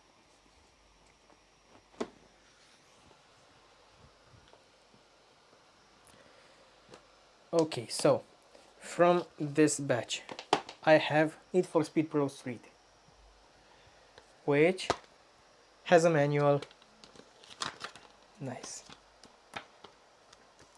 Pro Street is one of my least favorite Need for Speeds. I don't know why. It always felt kind of boring to me, Pro Street. Even if on PC it gets better once you progress in the game. I don't know. It always was one of my least favorite um, Need for Speed. Next up, Need for Speed Undercover. On PSP, the game isn't that exciting. I mean, at least for me, I didn't find it exciting. It was actually pretty boring to me on PSP because it lacked all the cutscenes. It lacked that great feature that you had on PC to jump right into the next race, to not waste time on free roam to get to that point. You could just press tab and it put you right into the mission. The PSP version doesn't have that. So yeah, though if you play it on PC, beware that this is one of the wackiest Need for Speeds I know. Once you buy the Bugatti Veyron, you fly on the map, literally fly. I mean, once you get the Bugatti Veyron. Oh, now I'm reconnected. I don't know what happened. Oh, so in Need for Speed Undercover, if you get the Bugatti Veyron and you upgrade it to the max, once you hit a hill with full speed, the car just flies off. It flies on the street, and you gain so much air that you hit the invisible barriers surrounding the track. I mean, uh, I've discovered in Need for Speed Undercover on PC that Need for Speed streets are actually a tube. It has invisible barriers on the sides and on the upper level. So with the Bugatti Veyron, I would drive on the invisible barriers on the side of the road, and I would hit the roof. I mean the upper invisible barrier. That's how wacky the game is, and I will always fly off with the Bugatti Veyron upgraded at max. So if you want a wacky Need for Speed, try Undercover on PC. It's crazy once you buy the Bugatti Veyron.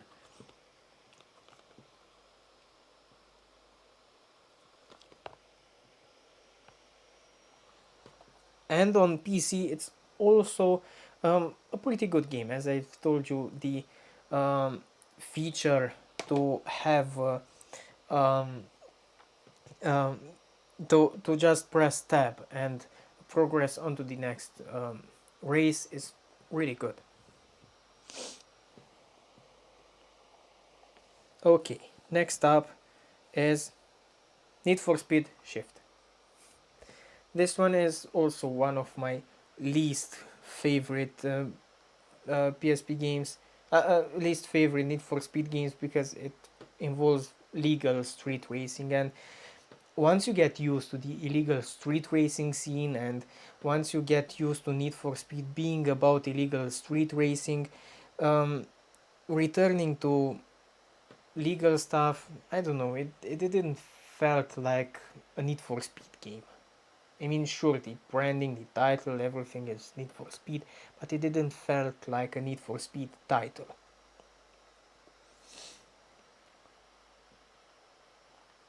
Okay, and this one has a manual to power, wireless features, complete control. It tells you about the cars and how the game works. Pretty cool. Okay, on to the next games. Let me just see. I've got disconnected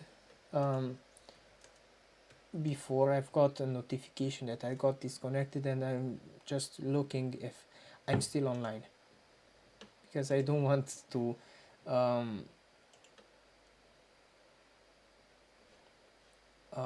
be offline and just talk to myself. Oh, Latin. There is also a Rivals part. I bought it not so long ago. Yeah, I also have Need for Speed Rivals somewhere here. We'll see when I get to that one. I also have the copy of Need for Speed Rivals too. Let me just see. Yeah, so I also have the copy. Here is Harry Potter. I've talked about this one, and let's get to the next games. I hope I don't drag my laptop with me. Oh,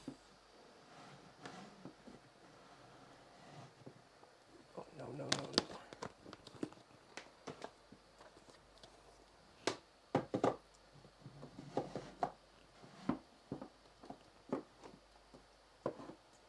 Like this. Okay. Next up, Need for Speed Underground Rivals. Oh, so this one is the one you were talking about. This one is cool too, but I don't remember much playing it. Isn't this the one that was imitating? Yeah, I remember it now. This is a cool game. I enjoyed it. Though on PSP it felt limited.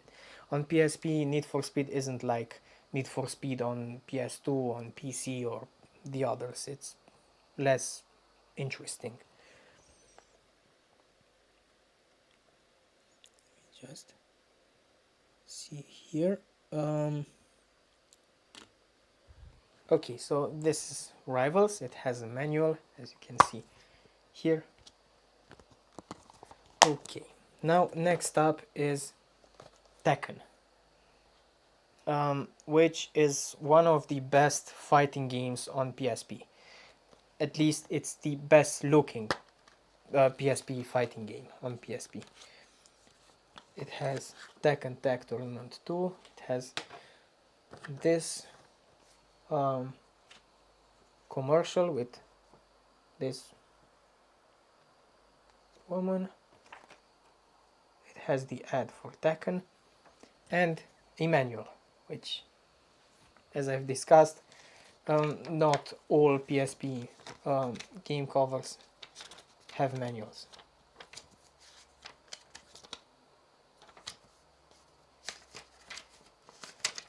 Options, yeah, it's pretty straightforward. It tells you the combos. Good. Next up is Tekken Dark Resurrection. Oh wait, I've read the title wrong. This one is Tekken 6 and this one is Tekken Resurrection. Okay, this one has a manual. Oh damn. And this one is PSP Essentials too. Okay, so PSP Essentials do have manuals, but not all of them, it seems. Has a manual. It's nice that on each page there is a character. This is a nice approach to the manual. It makes it more lively. It tells you combos. Oh, it tells you a little bit of biography about each character.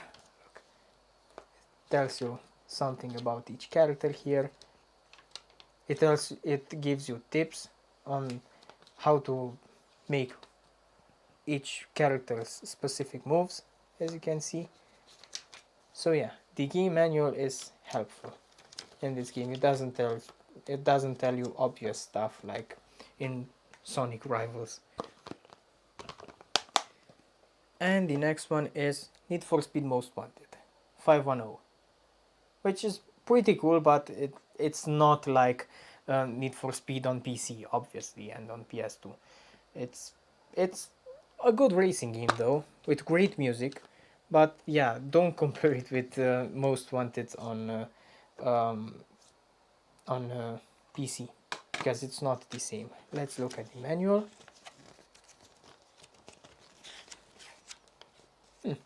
Oh, it's from the PSP 1000 era, as you can see here. Then, yes, this is the best ever played with friends on 2 PSP. Which one? I didn't see when you posted the comment. Uh, with Tekken or with Need for Speed? I think with Tekken, because Tekken is super fun in 2. And even in online. Does it have online? No. No, Tekken doesn't have online, only ad hoc. As you can see here, it has only wireless compatibility and two-player option. It um, doesn't have online multiplayer. Okay, let's put them back and see the next ones.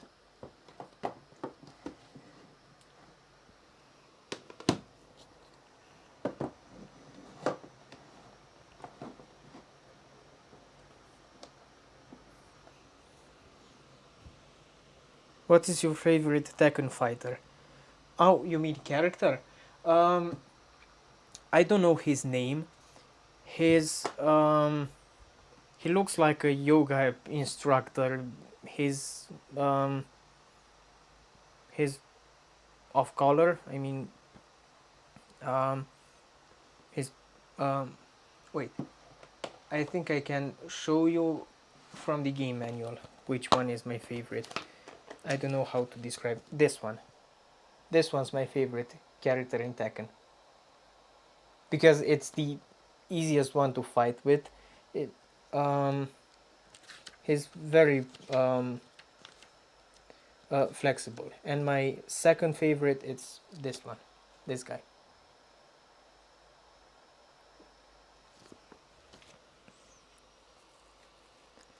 Eddie. Yeah.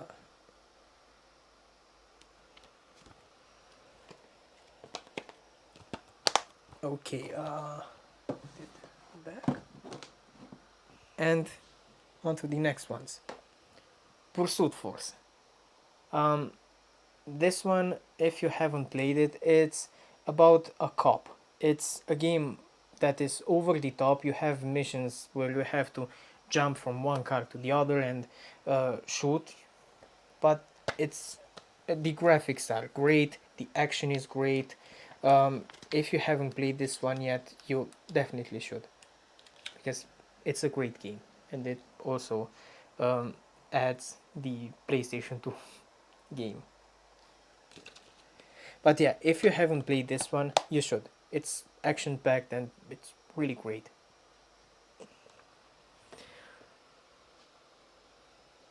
Okay, next one is International Athletics. Oh, this one is another game I bought but never played because I wanted to review it. I bought it to review it and didn't had the chance to. But yeah, it will come. A review will come with this game, International Athletics. The cover doesn't look promising. I mean, it looks like a um, bootleg game or something, but yeah, maybe it's good. It has 1, 2, 3, 4, 5, 6, 7, 8, 9, 10, 11, 12, 13, 14 disciplines. So yeah, content wise it looks okay and promising, but I'm curious about the gameplay. I will make a review sometime in the future of this game. Next up is Street Fighter Alpha Max. This one is great, though since it occupies only like 100 MB on your um, memory card, I don't know if it's worth buying the physical copy of this game. I mean, it doesn't occupy much on your memory card. So yeah, I bought it for collection purposes. This is the manual, pretty basic, doesn't tell you much, doesn't tell you the characters. It tells you some of the moves. Okay, it tells you the combos you need to make for each character. So yeah, okay, it's a useful manual. I was wrong. So yeah, but this one I don't know if it's worth buying actually, since it occupies only like 100 MB on the memory stick.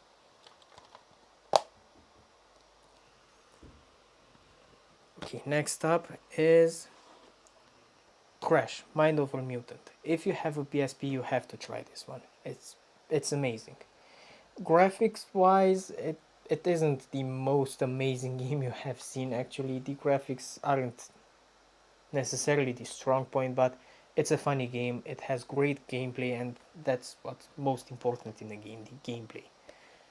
Let's see if it has a manual. And it has a manual. It's pretty nicely drawn. I don't know why it's black and white, but anyway, it looks like a nice manual. It has credits, as you've seen in other PSP manuals. Oh, it has the phone numbers of customer support. Interesting. The addresses and warranty. Oh, and notes.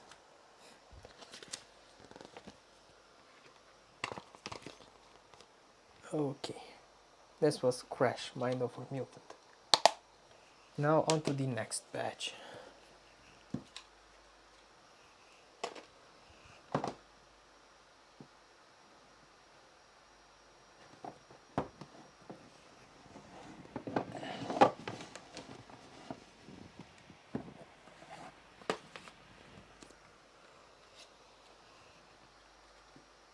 Okay.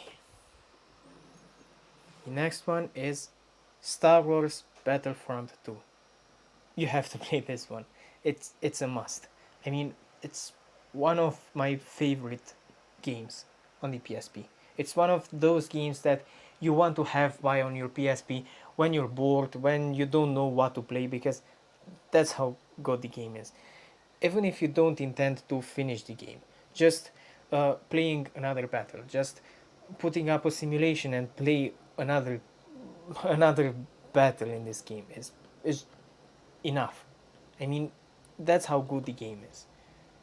Sure, the story is barely present in this game because it's just it just gives you some purpose to the game, to it gives you just some purpose why you are fighting, and it tells you why you are fighting on that planet based on the Star Wars main plot. But the gameplay is super awesome. You play as a normal soldier, you can choose classes and just go on and blast your way. Like, it's a war game, but a really nicely done war game. The Sims Castaway Stories was the least favorite of all my Sims on PSP. Well, for me it's the opposite. For me, Castaway was my favorite Sims game rather than my least favorite. It's interesting how tastes differ. So, yeah, you have to play Star Wars Battlefront 2. Oh, this one doesn't have a manual, and oh damn, oh damn, I don't know where my game is. This is FIFA 11, not Star Wars. Oh damn, maybe I'll find this Star Wars. Okay, next up is, do you have a Vita or 3DS? I have both. I have the Vita here, and I have a 3DS here.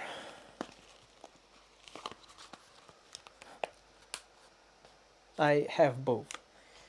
And the 3DS also replaces my Nintendo DS, because it's nice that they are backwards compatible. Oh, and also my GameCube, because the 3DS is backwards compatible with. Oh no, wait, no, not this is GBA. Wait, Game Boy. That's right. So, yeah, I don't think I have any Game Boy cartridges here, but anyway, yeah, I was totally wrong.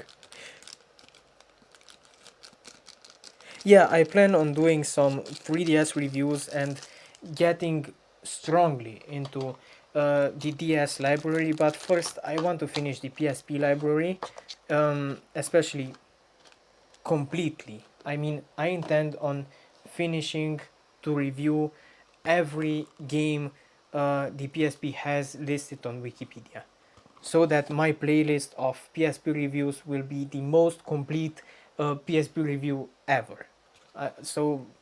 My main plan now is to finish the PSP completely, and maybe finish the GBA, and then get into 3DS and Nintendo DS games. Okay, next up is Toy Story, which you have to play. It has great graphics, great gameplay. It's mellow. I mean, it's a happy game, it, and you have to play this one. If you have a PSP, it's a definite recommendation. Toy Story 3.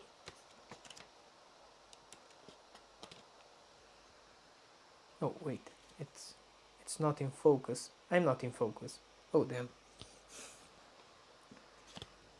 Okay, so Toy Story 3. Remember, this one is a must play. If you have a PSP, don't miss out on this one. It's a masterpiece, in my opinion. Toy Story top game. Yeah, that's right. Next up, Sims 2 Castaway. And uh, I don't know who said that Castaway was his least favorite game, but for me it's my favorite Sims game on PSP. I don't know, maybe because it's the first Sims game I've played on PSP. Or maybe I just like the theme of it.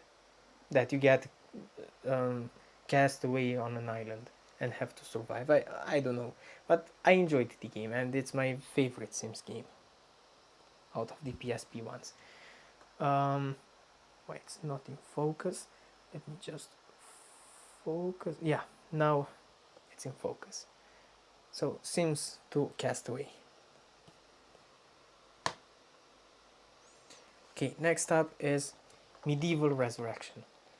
You must have heard about this game because when I was young, I remember that this game was almost the face of PSP. I mean, whenever there was an ad of a PSP, this game was on the cover, on the ad. It was present everywhere with the PSP. I think it's one of the PSP's launch titles too. And yeah, gameplay wise, I don't know. I didn't enjoy the game that much. I don't know. Maybe it's just me. But it's a great game, but it's also difficult, and I don't really like difficult games because when I play games, I usually like to play them to enjoy myself and to feel great. Not, I don't want a game to make me feel bad about myself, or a game that makes me, I don't know, gives me negative feelings. I mean, I play games to relax. Life is hard enough. I don't want my games to be hard too. That doesn't mean that I didn't play challenging games, but I usually like games where I can enjoy myself and not get frustrated. The Since Castaway, it was just boring at the beginning. Maybe it will get more interesting later on. I don't know what to say, but I enjoyed it from the start too. But yeah, tastes differ, I guess. But I don't know, maybe I'm biased too because it was the first Sims game I tried on PSP and I liked it. Yeah, MediEvil is a classic and it was advertised with the PSP. Whenever I saw a PSP ad, I saw also MediEvil. So, yeah. Next up is Gran Turismo. Gran Turismo is the best racing simulation on the PSP. It's a great game. It's it's as great as the series in my opinion.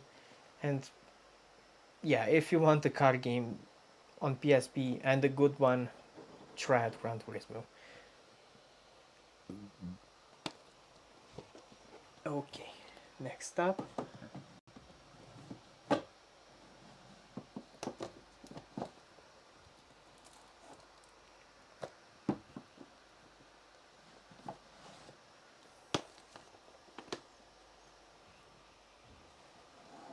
Let's get this one. Okay, next up is Spiderman Web of Shadows, which some say it's interesting, but I don't know. Having a 2D, 3D Spider-Man game wasn't that exciting for me. I mean, sure, the bosses later on are interesting, and the game too is good.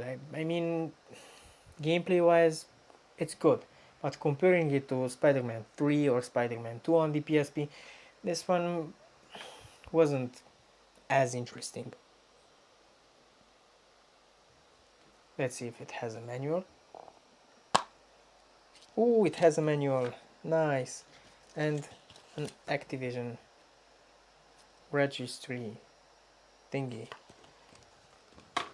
And this is the manual. System software update. Ad hoc. It has the PSP 1000 model on the manual.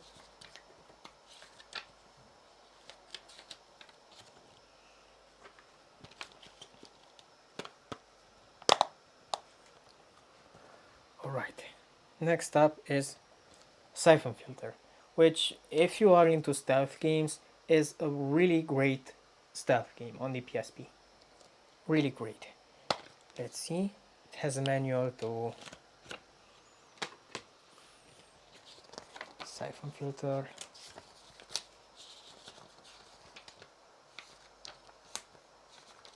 Getting started. Well, it's pretty basic, but it gets the job done. I mean,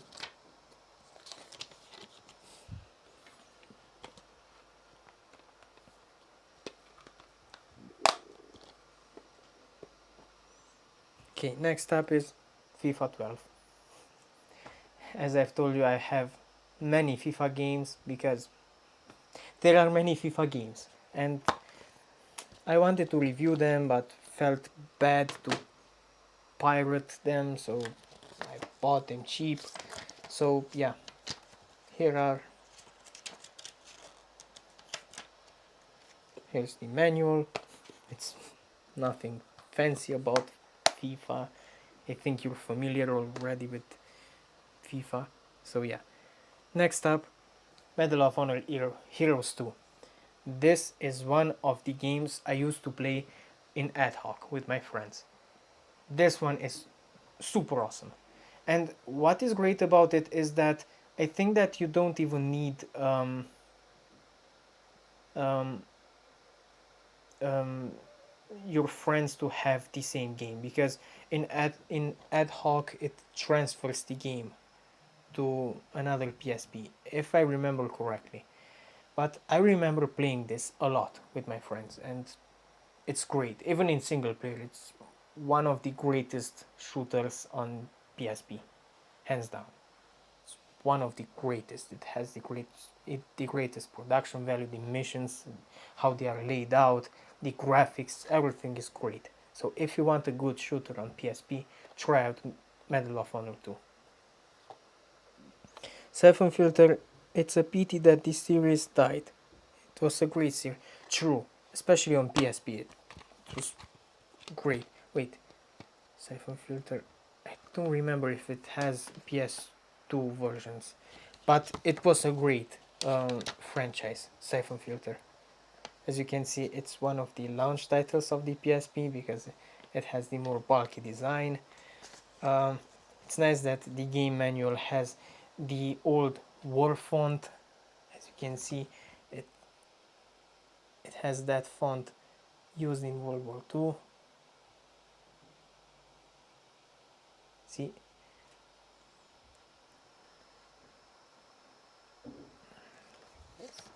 it has ad hoc.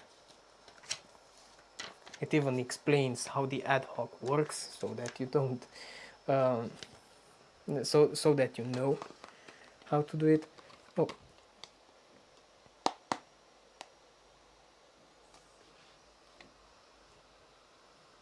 yeah, Medal of Honor is great. On multiple platforms, it's great, but I have fond memories with this one, Medal of Honor Heroes 2. It's one of my childhood games because I used to play it with friends. It also has online multiplayer, as you can see here, but I didn't really play the online multiplayer component of the game. I mostly played ad hoc with friends. Next up is Avatar, The Last Airbender. This one is still in wrap. I don't know if I should open it. It has a manual inside. You can see it. So, Avatar. And as you can see, it's in another language. So, yeah. Um, as I've told you, games in other languages are cheaper in my country than games in English.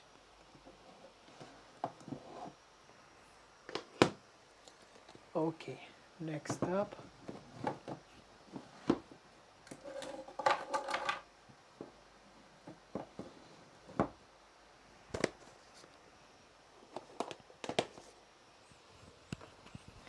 Next up is King Kong, which is a pretty good shooter. I mean, it it was more surprising than what I expected. I mean, as a tying game, you don't expect much. You expect the game to be terrible, but it wasn't terrible. It was surprising. Okay, you have some character presentations here. The main character doesn't even have a face, so you are just a gun. You are just the gun in the game. Um, Other characters do have faces.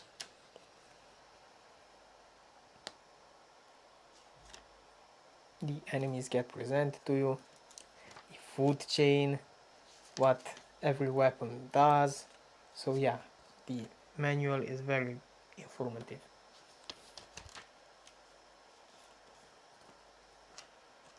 And special thanks to Phoenix Studio for its participation. Oh, okay, so King Kong on the PSP.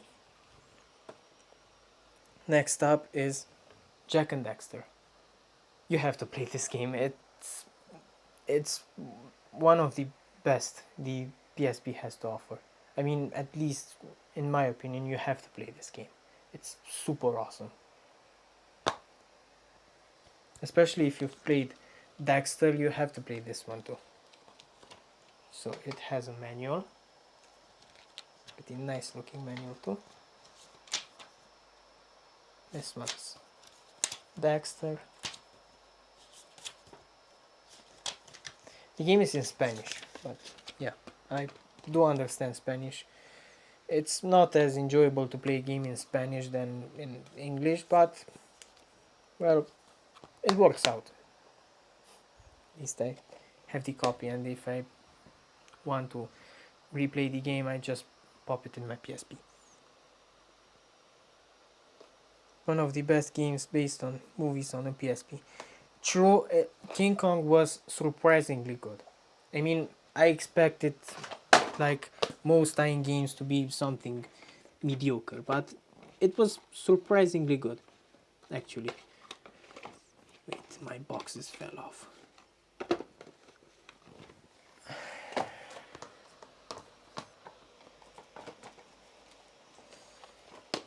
Okay. Next up is VRC, which is a really good rally game. Has a manual.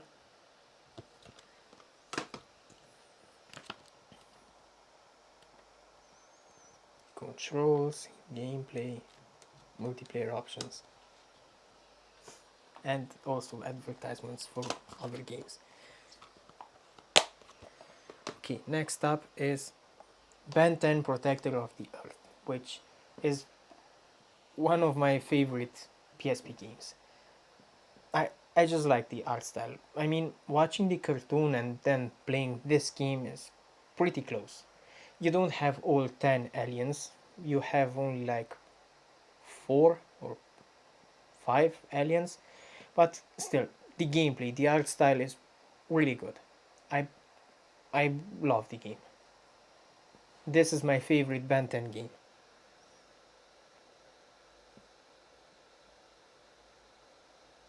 Well, if you traded Jack and Dexter for Flatout, I don't know if you made a bad deal. I mean, Flatout head-on is very impressive, and I don't know which is better. It depends on your taste. But I don't think you made a bad trade if you traded Flatout for Jack and Dexter. I mean, for me they are on the same level. But yeah, Protector of the Earth. If you haven't played it yet, do it. It's it's awesome. Next up is Dexter, which I've already presented you. I've already talked about it. I showed it in manual. Wait, does it? No, it doesn't have any. Neither does Ben 10, I guess. Yeah, Ben 10 doesn't have any hidden. Oh, the on the back of Ben 10 there is a ad for the DVD of Ben 10 the movie, which I don't recommend you to watch because the movie kind of sucks, at least in my opinion, and that of other people. Okay, next up, I think I will stop this stream after showing you my PSP collection because my voice is exhausted. I I thought that I could stream my whole game collection in one sitting, but it seems that after 4 hours I just um, got over most of my PSP games. So I think that after I cover the PSP games, I will end the stream and maybe do another one tomorrow or the day after tomorrow where I present you the PS3 games, PS2, PC, Xbox, and whatever. So especially to present you what I have on this shelf. And those that are in boxes, those that are wherever they are, the other games maybe in another stream when I gather everything up. So yeah, I didn't expect the stream to be this long. I mean, I thought that it would be shorter to present game cases, but yeah, it seems that it takes quite some time. Okay, next up is Burnout Legends. If you haven't played it, do it. It's a great game, great gameplay. It has nice game modes. The graphics are nice, and the destruction during races is also nice. Has a manual, so yeah, nice game. Next up, Tomb Raider Legend, which is another classic. What is amazing about the game is that the level layout is almost as of the PC game. So this is a pretty nicely done job on considering that it's a port. I mean, it's a port of the PC game, I guess, and they did a fine job with it. I mean, it just feels like the game was downscaled graphically, but they didn't dumb it down. It feels like the same game, only with worse graphics. So they did a really great job on Tomb Raider Legend. If you haven't played it, you should. So, or at least you should try it, because it's a really great game. This one has a manual too. Ooh, and oh, this is cute. It says field notes on it. So it's like a diary. That's nice. Oh, but inside it's not like a diary. Oh, it is like a diary. Nice, with pages that look old. Nice. Okay, it's a nicely thought design on the game manual. As you can see, old paper. It tells you the controls, what you should look for. Nice. And it's like a diary. Really nice.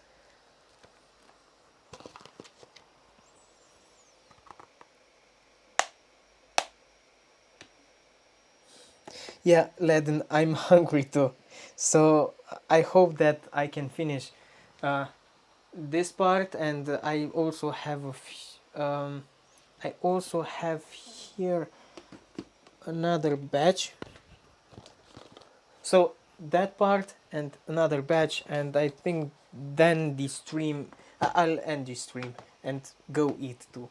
And maybe I'll make another stream tomorrow or the day after tomorrow with the rest of the games. I didn't expect to last this much. Only the PSP games. I mean, I also have PS3, PS4.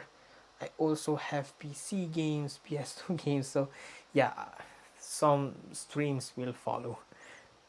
I hope I can show you as many games as I can.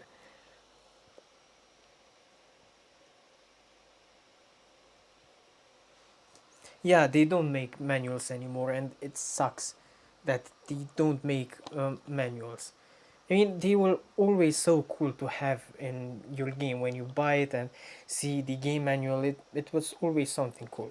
Okay, next up is Killzone Liberation, which I didn't really like the game. It's a top-down shooter, and I don't really like games of this sort. Oh, the menu looks nice with the characters, main menu, using weapons, jetpack. But the manual has a nice design, as you can see here. It's too bad that they don't make manuals anymore. It was such a cool thing to have. Okay, next up is Test Drive Unlimited, which is one of the best car games on PSP in what free roam is concerned. Imagine that you have Hawaii, which is huge. The map in this game is huge, and you, as the title says, you can test drive many vehicles, you can do races, and just free roaming around in multiple vehicles is reason enough to get the game. Sure, it occupies space if you download it. It occupies around 2 GB, but it has a huge map, and it, for me at least, it was always enjoyable to just free roam in the map.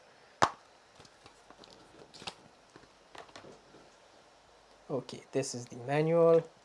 It's nicely designed, can say. Functionalities, music, yeah. And there's an ad to the full game of Test Drive Unlimited. Oh, it's actually Test Drive Unlimited too. And it has a manual, pretty nice. Let's see if, no, this one is white. They didn't do the same trick as before. Okay, on to the next ones. Now comes, oh no, don't fall.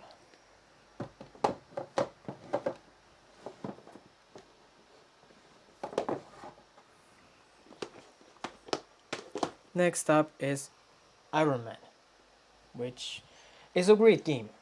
On, on PSP, it's a great game. They did an outstanding job with it. This is the front, the back, and this one doesn't have a manual, but oddly enough, it has a back design.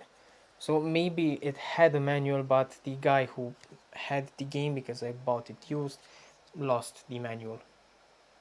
Maybe. I mean, why else would they make a back design and not have a manual? But yeah, if you haven't played it, try it. Iron Man is also a great game. Oh, oh, you liked Killzone? Yeah, it's a matter of taste.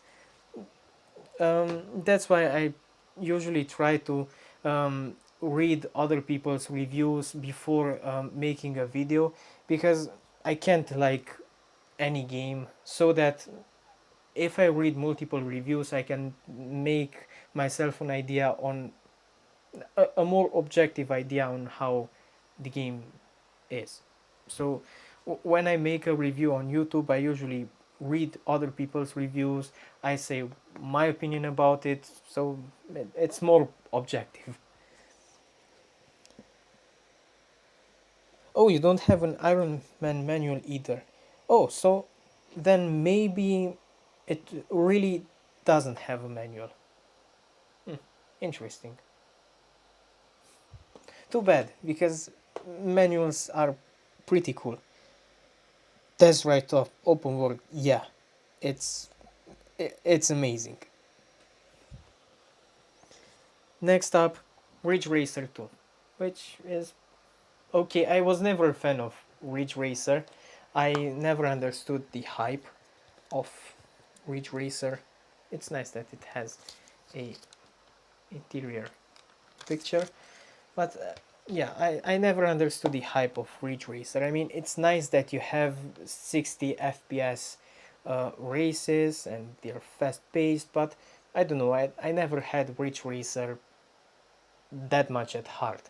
But I know that it's a really beloved series, both on PSP and on PS3 and on whatever Sony console, except for the PS Vita, where they ripped people off, because the PS Vita game of Ridge Racer has only like 3 tracks and 3 cars, or 2 cars and 3 tracks, or something like that. So it's a complete rip-off.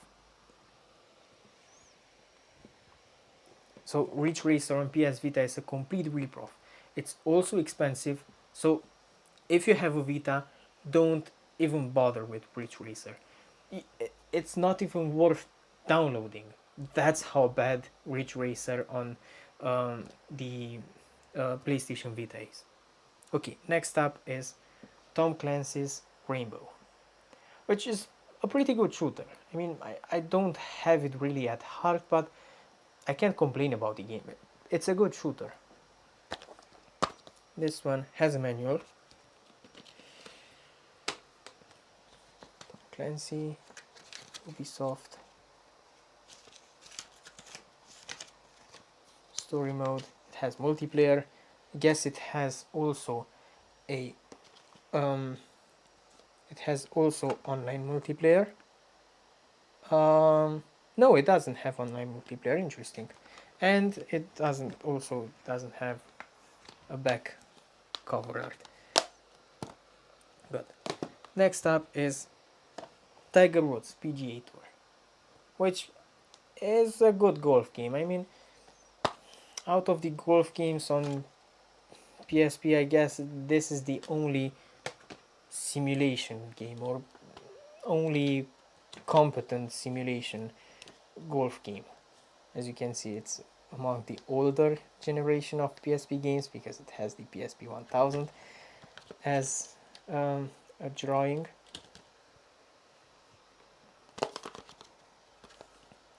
And yeah, the sticker is nice though. This one, it's a pretty nice looking sticker. So yeah, if you're interested in some golf game on PSP, try PGA. Though not all PGA games on PSP are great, so I suggest you to watch my review of all Tiger Woods games on a PSP, because some are good, some aren't, and I don't remember. I can't tell you from mind um, which one is the good one and which one isn't, because it differs from year to year. Next up is Tom Clancy's Endwar, which is a strategy game. I don't usually I'm not usually a fan of strategy games, so yeah, I'm not really fond of the game. But yeah, this is the manual with Paris and everything in it. So yeah, this is Endwar. It's a strategy game, as you can see on the back cover here. It's a turn-based strategy game. I don't really have it at heart, but yeah, it's not a bad game. I mean, but you have to be into this sort of games though. Okay, next up is Worms Open Warfare. I mean, if you're into Worms games, then this one is great. I am into Worms games, and this is a great game. If you don't know the gameplay, I suggest you to look it up. It's a really funny game. It's a turn-based battle game, and it's really good.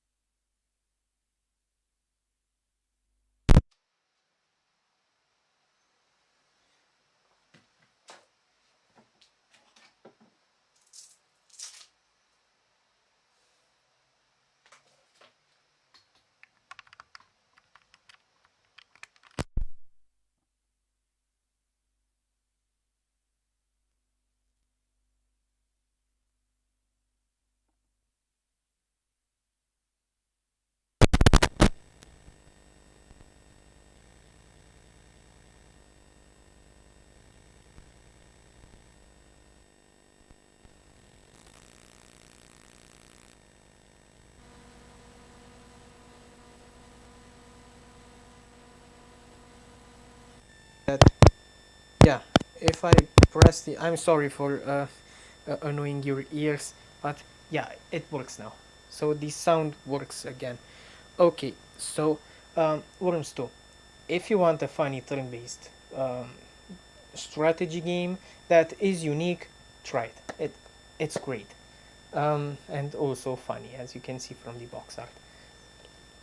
Okay, and now there are only a few PSP games here on the shelf and I think I'll end the stream after it because I'm streaming for 4 hours and a half. Damn, that's like a work shift. I streamed, I mean, only showcasing the PSP games I have on this shelf took almost as a work shift. Wow. Okay, so I'm thinking on um, presenting you the other games in another stream. I mean, I'll finish what I have for PSP in this stream, and then tomorrow or the day after tomorrow I'll present you the PS3 games, the PS4 games I have, because it seems that it takes a lot of time to present, uh, to even showcase the game cases I have. Yeah, Aladdin, Worms is a cool game, and I really recommend it. So another one is Fort LA Duel, which is a pretty good game. I mean, it was surprisingly good. It has also a manual that opens up like this with Sudoku, huh? Okay, I don't know what this is, but it's interesting. Two-player mode. Oh, it's an ad for another PSP game, and yeah, LA Duel features. Oh, so it's some sort of promotion for the game after you already bought the game. Kind of useless. I mean, this one. But yeah, and I think that on the back, yeah, on the back it says the same thing as on this one.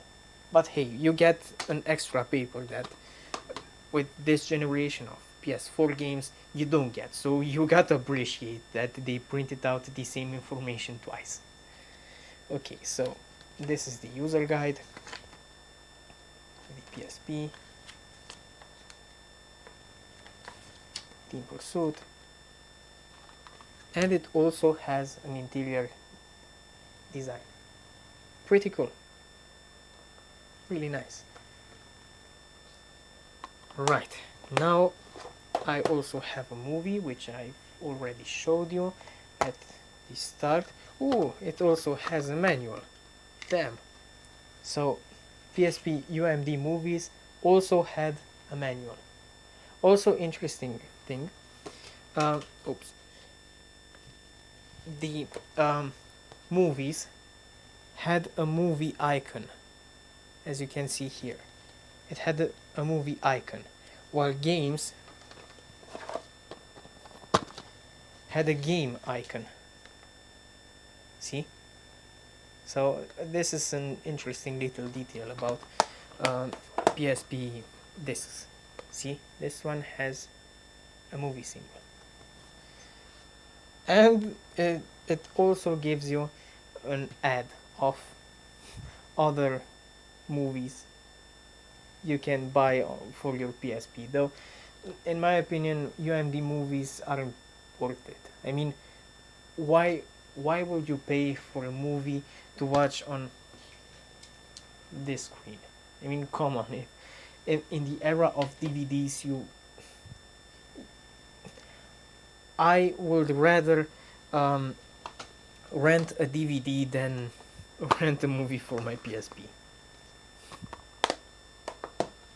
But yeah, if you really want to watch a movie on the go, I guess you can buy UMD movies. Also, the manual is interesting because the front has a PSP with the front, and the back has the model of the back of the PSP. And it's the 1000 model, as you can see here, because it has the round edges. As you can see, this is PSP 1000, and as you can see, the circle is bigger, because on PSP 3000 the circle is narrower. Okay, and here you can see which movies you can get, which other movies you can get on your PSP. I don't know who bought movies on PSP. I got them because they were cheap, and I wanted to see what the fuss about UMD movies is, and it's it's kind of boring. I mean, look, let me show you. Um, let me put a little juice in my PSP. I mean, look, PSP UMDs are pretty boring. Okay, this is the PSP.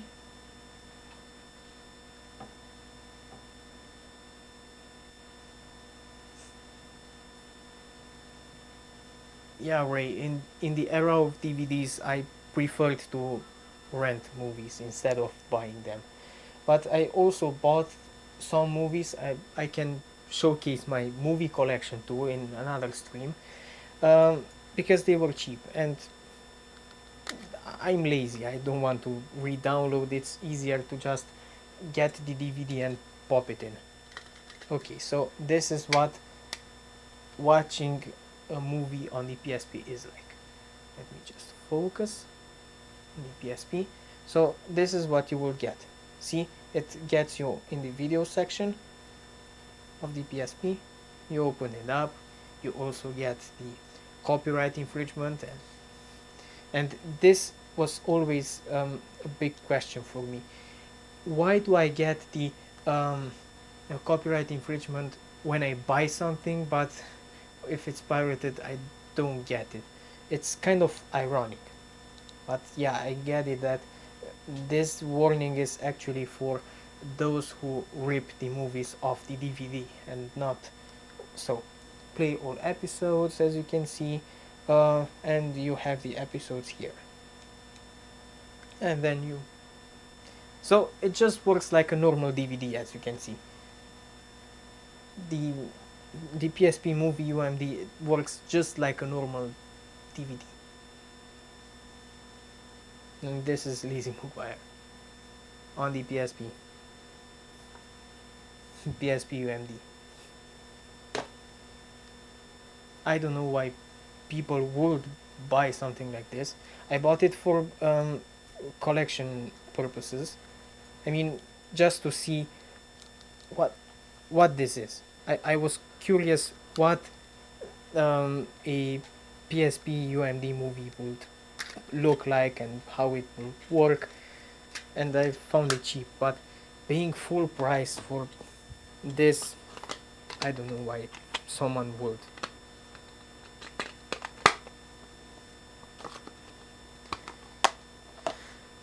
Okay, and now the last games, and I'll finish this stream.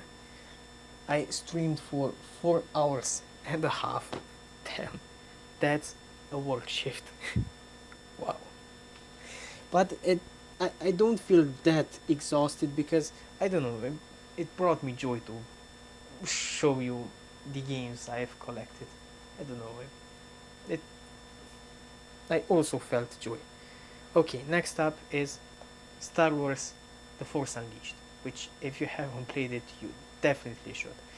Okay, it's not as epic as the PS3 version. This one is a more dumbed down version of the PS3 one, but it's still super epic, and you have to play this one, or at least try it. It's awesome. It has a manual, as you can see here. The manual is pretty basic, but hey, you get a manual, which nowadays you don't. So yeah, The Force Unleashed. I totally recommend you. Next up, Ape Academy, which is another great game. It's a mini-game compilation with apes, and the game is super funny. I recommend you the game. The manual is funny too, with apes all over, different activities.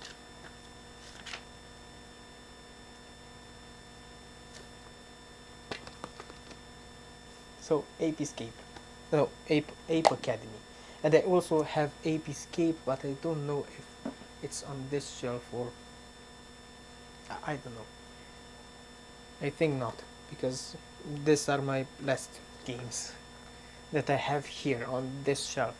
I also have other PSP games on other shelves and on boxes, but yeah, that's material for another stream because this stream is already pretty long. Okay, next up is Naruto Ultimate Ninja Impact, which is amazing. This one is the best Naruto game on PSP, and it's um before I had a PS3, I always loved what I saw on YouTube about what can Naruto Ultimate Ninja Storms, the Naruto Ninja Storm series on PS3 do. I mean, that battle system with the characters in a 3D environment in a circle was mind blowing for me, because I was used to the old PSP format, um, the 2D 3D arenas where characters would fight in a 2D way, but um, when I saw what the PS3 is capable of, I was amazed. And when I got to play this game, it was pretty close to what the PS3 has to offer. So it it amazed me right off the bat. Also, content-wise, it's amazing. It has great boss battles. It has nice cutscenes. Though some might not like the game, that it has a lot of small fry beating. I mean, you beat a lot of small fry to progress in the game before entering boss battles and stuff like that. But I enjoyed it, and for me, this one is the best Naruto game on PSP.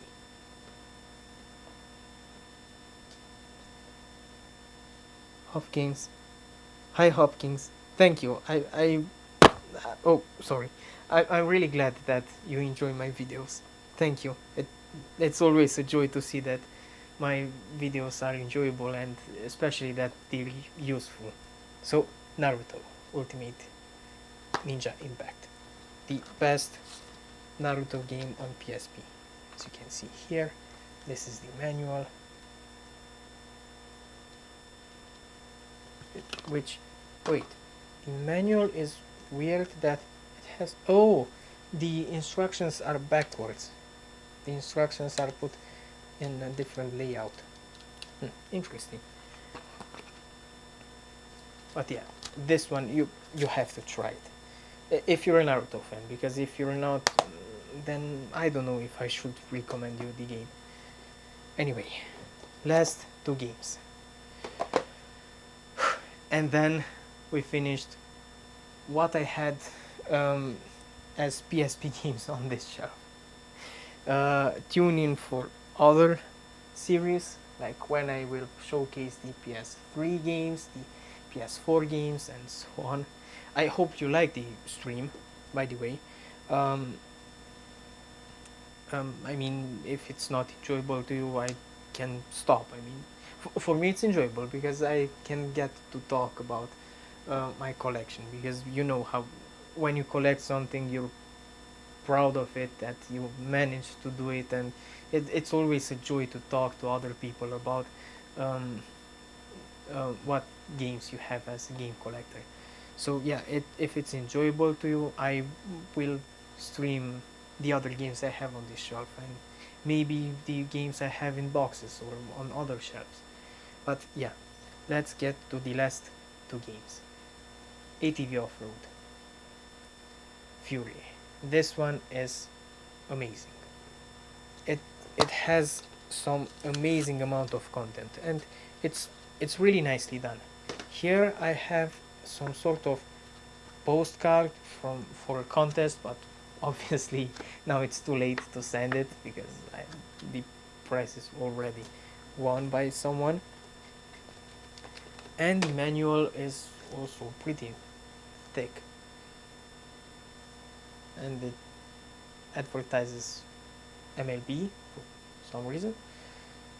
Okay, table of content. Wow, the pages are thick. There are a lot of pages.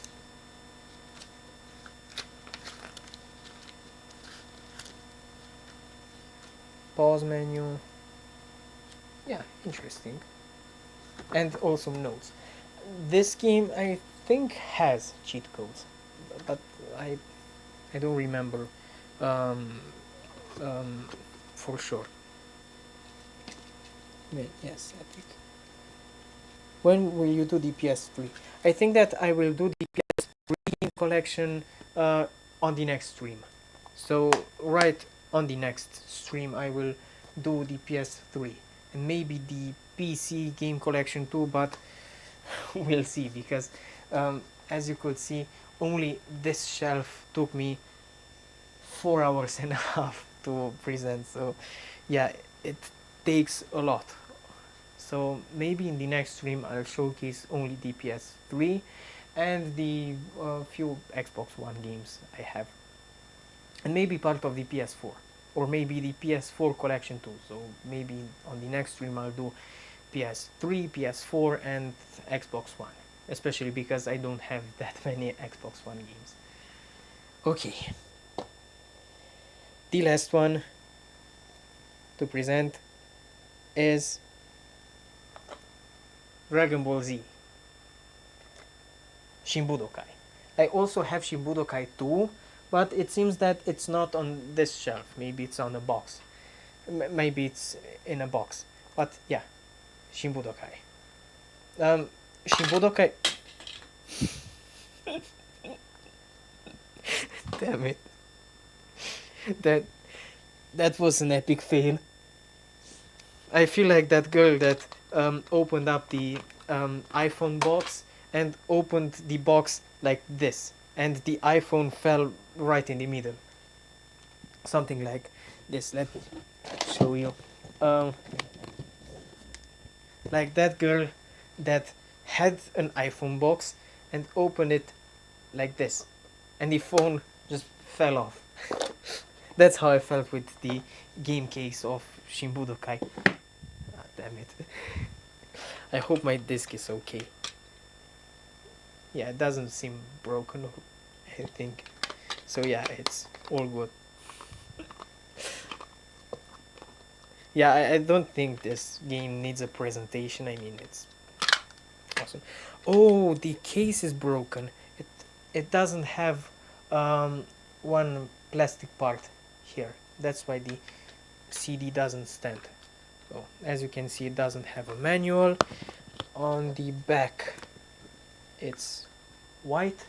So yeah, and these are all the games I have on this shelf. Pardon, these are all the PSP games I have on this shelf. So yeah, I hope you like this stream, and on the next one I'll try to present you all PS3 games and maybe the PS4 games too. We'll see. I mean, the PS4 games that I have in a physical format on disc, because I also have some with digital, and also my friend borrows me games. So if you saw that I reviewed a game and I don't have it in physical formats, because my friend borrowed it. And also he has a lot of digital downloads. He also has PS Plus and gets PS Plus games every month. I don't have PS Plus, but he lets me play. We sometimes switch our PS4s and he lends me his games. I lend him mine. So yeah, this was the stream. Thanks for watching. Thanks for participating with comments. I had a great time. I mean, it felt great for me. I hope for you too that you enjoyed it. And well, see you in the next stream where I try to present the PS3 game collection I have. Hopefully, in a faster or whatever. I hope it will be as enjoyable as today. Wait, I think I'm out of focus. Yeah, now I'm in focus. Sorry. Yeah, it was. I'm great. I'm glad, Ray, that you had fun. Thank you too for participating. Maybe I should announce the stream next time. Uh, so I'll try tomorrow to stream at about the same hour as today. I'll try. Um, at about the same, if it's okay to you too. So yeah, I'll try tomorrow. Maybe I won't be able, but if I won't be able tomorrow, then the day after tomorrow. But I will try to make in the next days the stream with the PS3, and I I hope you can participate. I Hopkins, I will try to um, do the stream tomorrow at about the same time I did this stream. So I'll try tomorrow. But in case my plan fails and I can't, then the day after tomorrow. But I will try my best to make the stream tomorrow at about the same time. Okay, guys. So this is the stream. Thanks so much for um, being here. It was a great talk. I had a great time, and see you on the next stream, which I hope will be tomorrow at about the same time. Cheers. Oh, thank you too, Hopkins.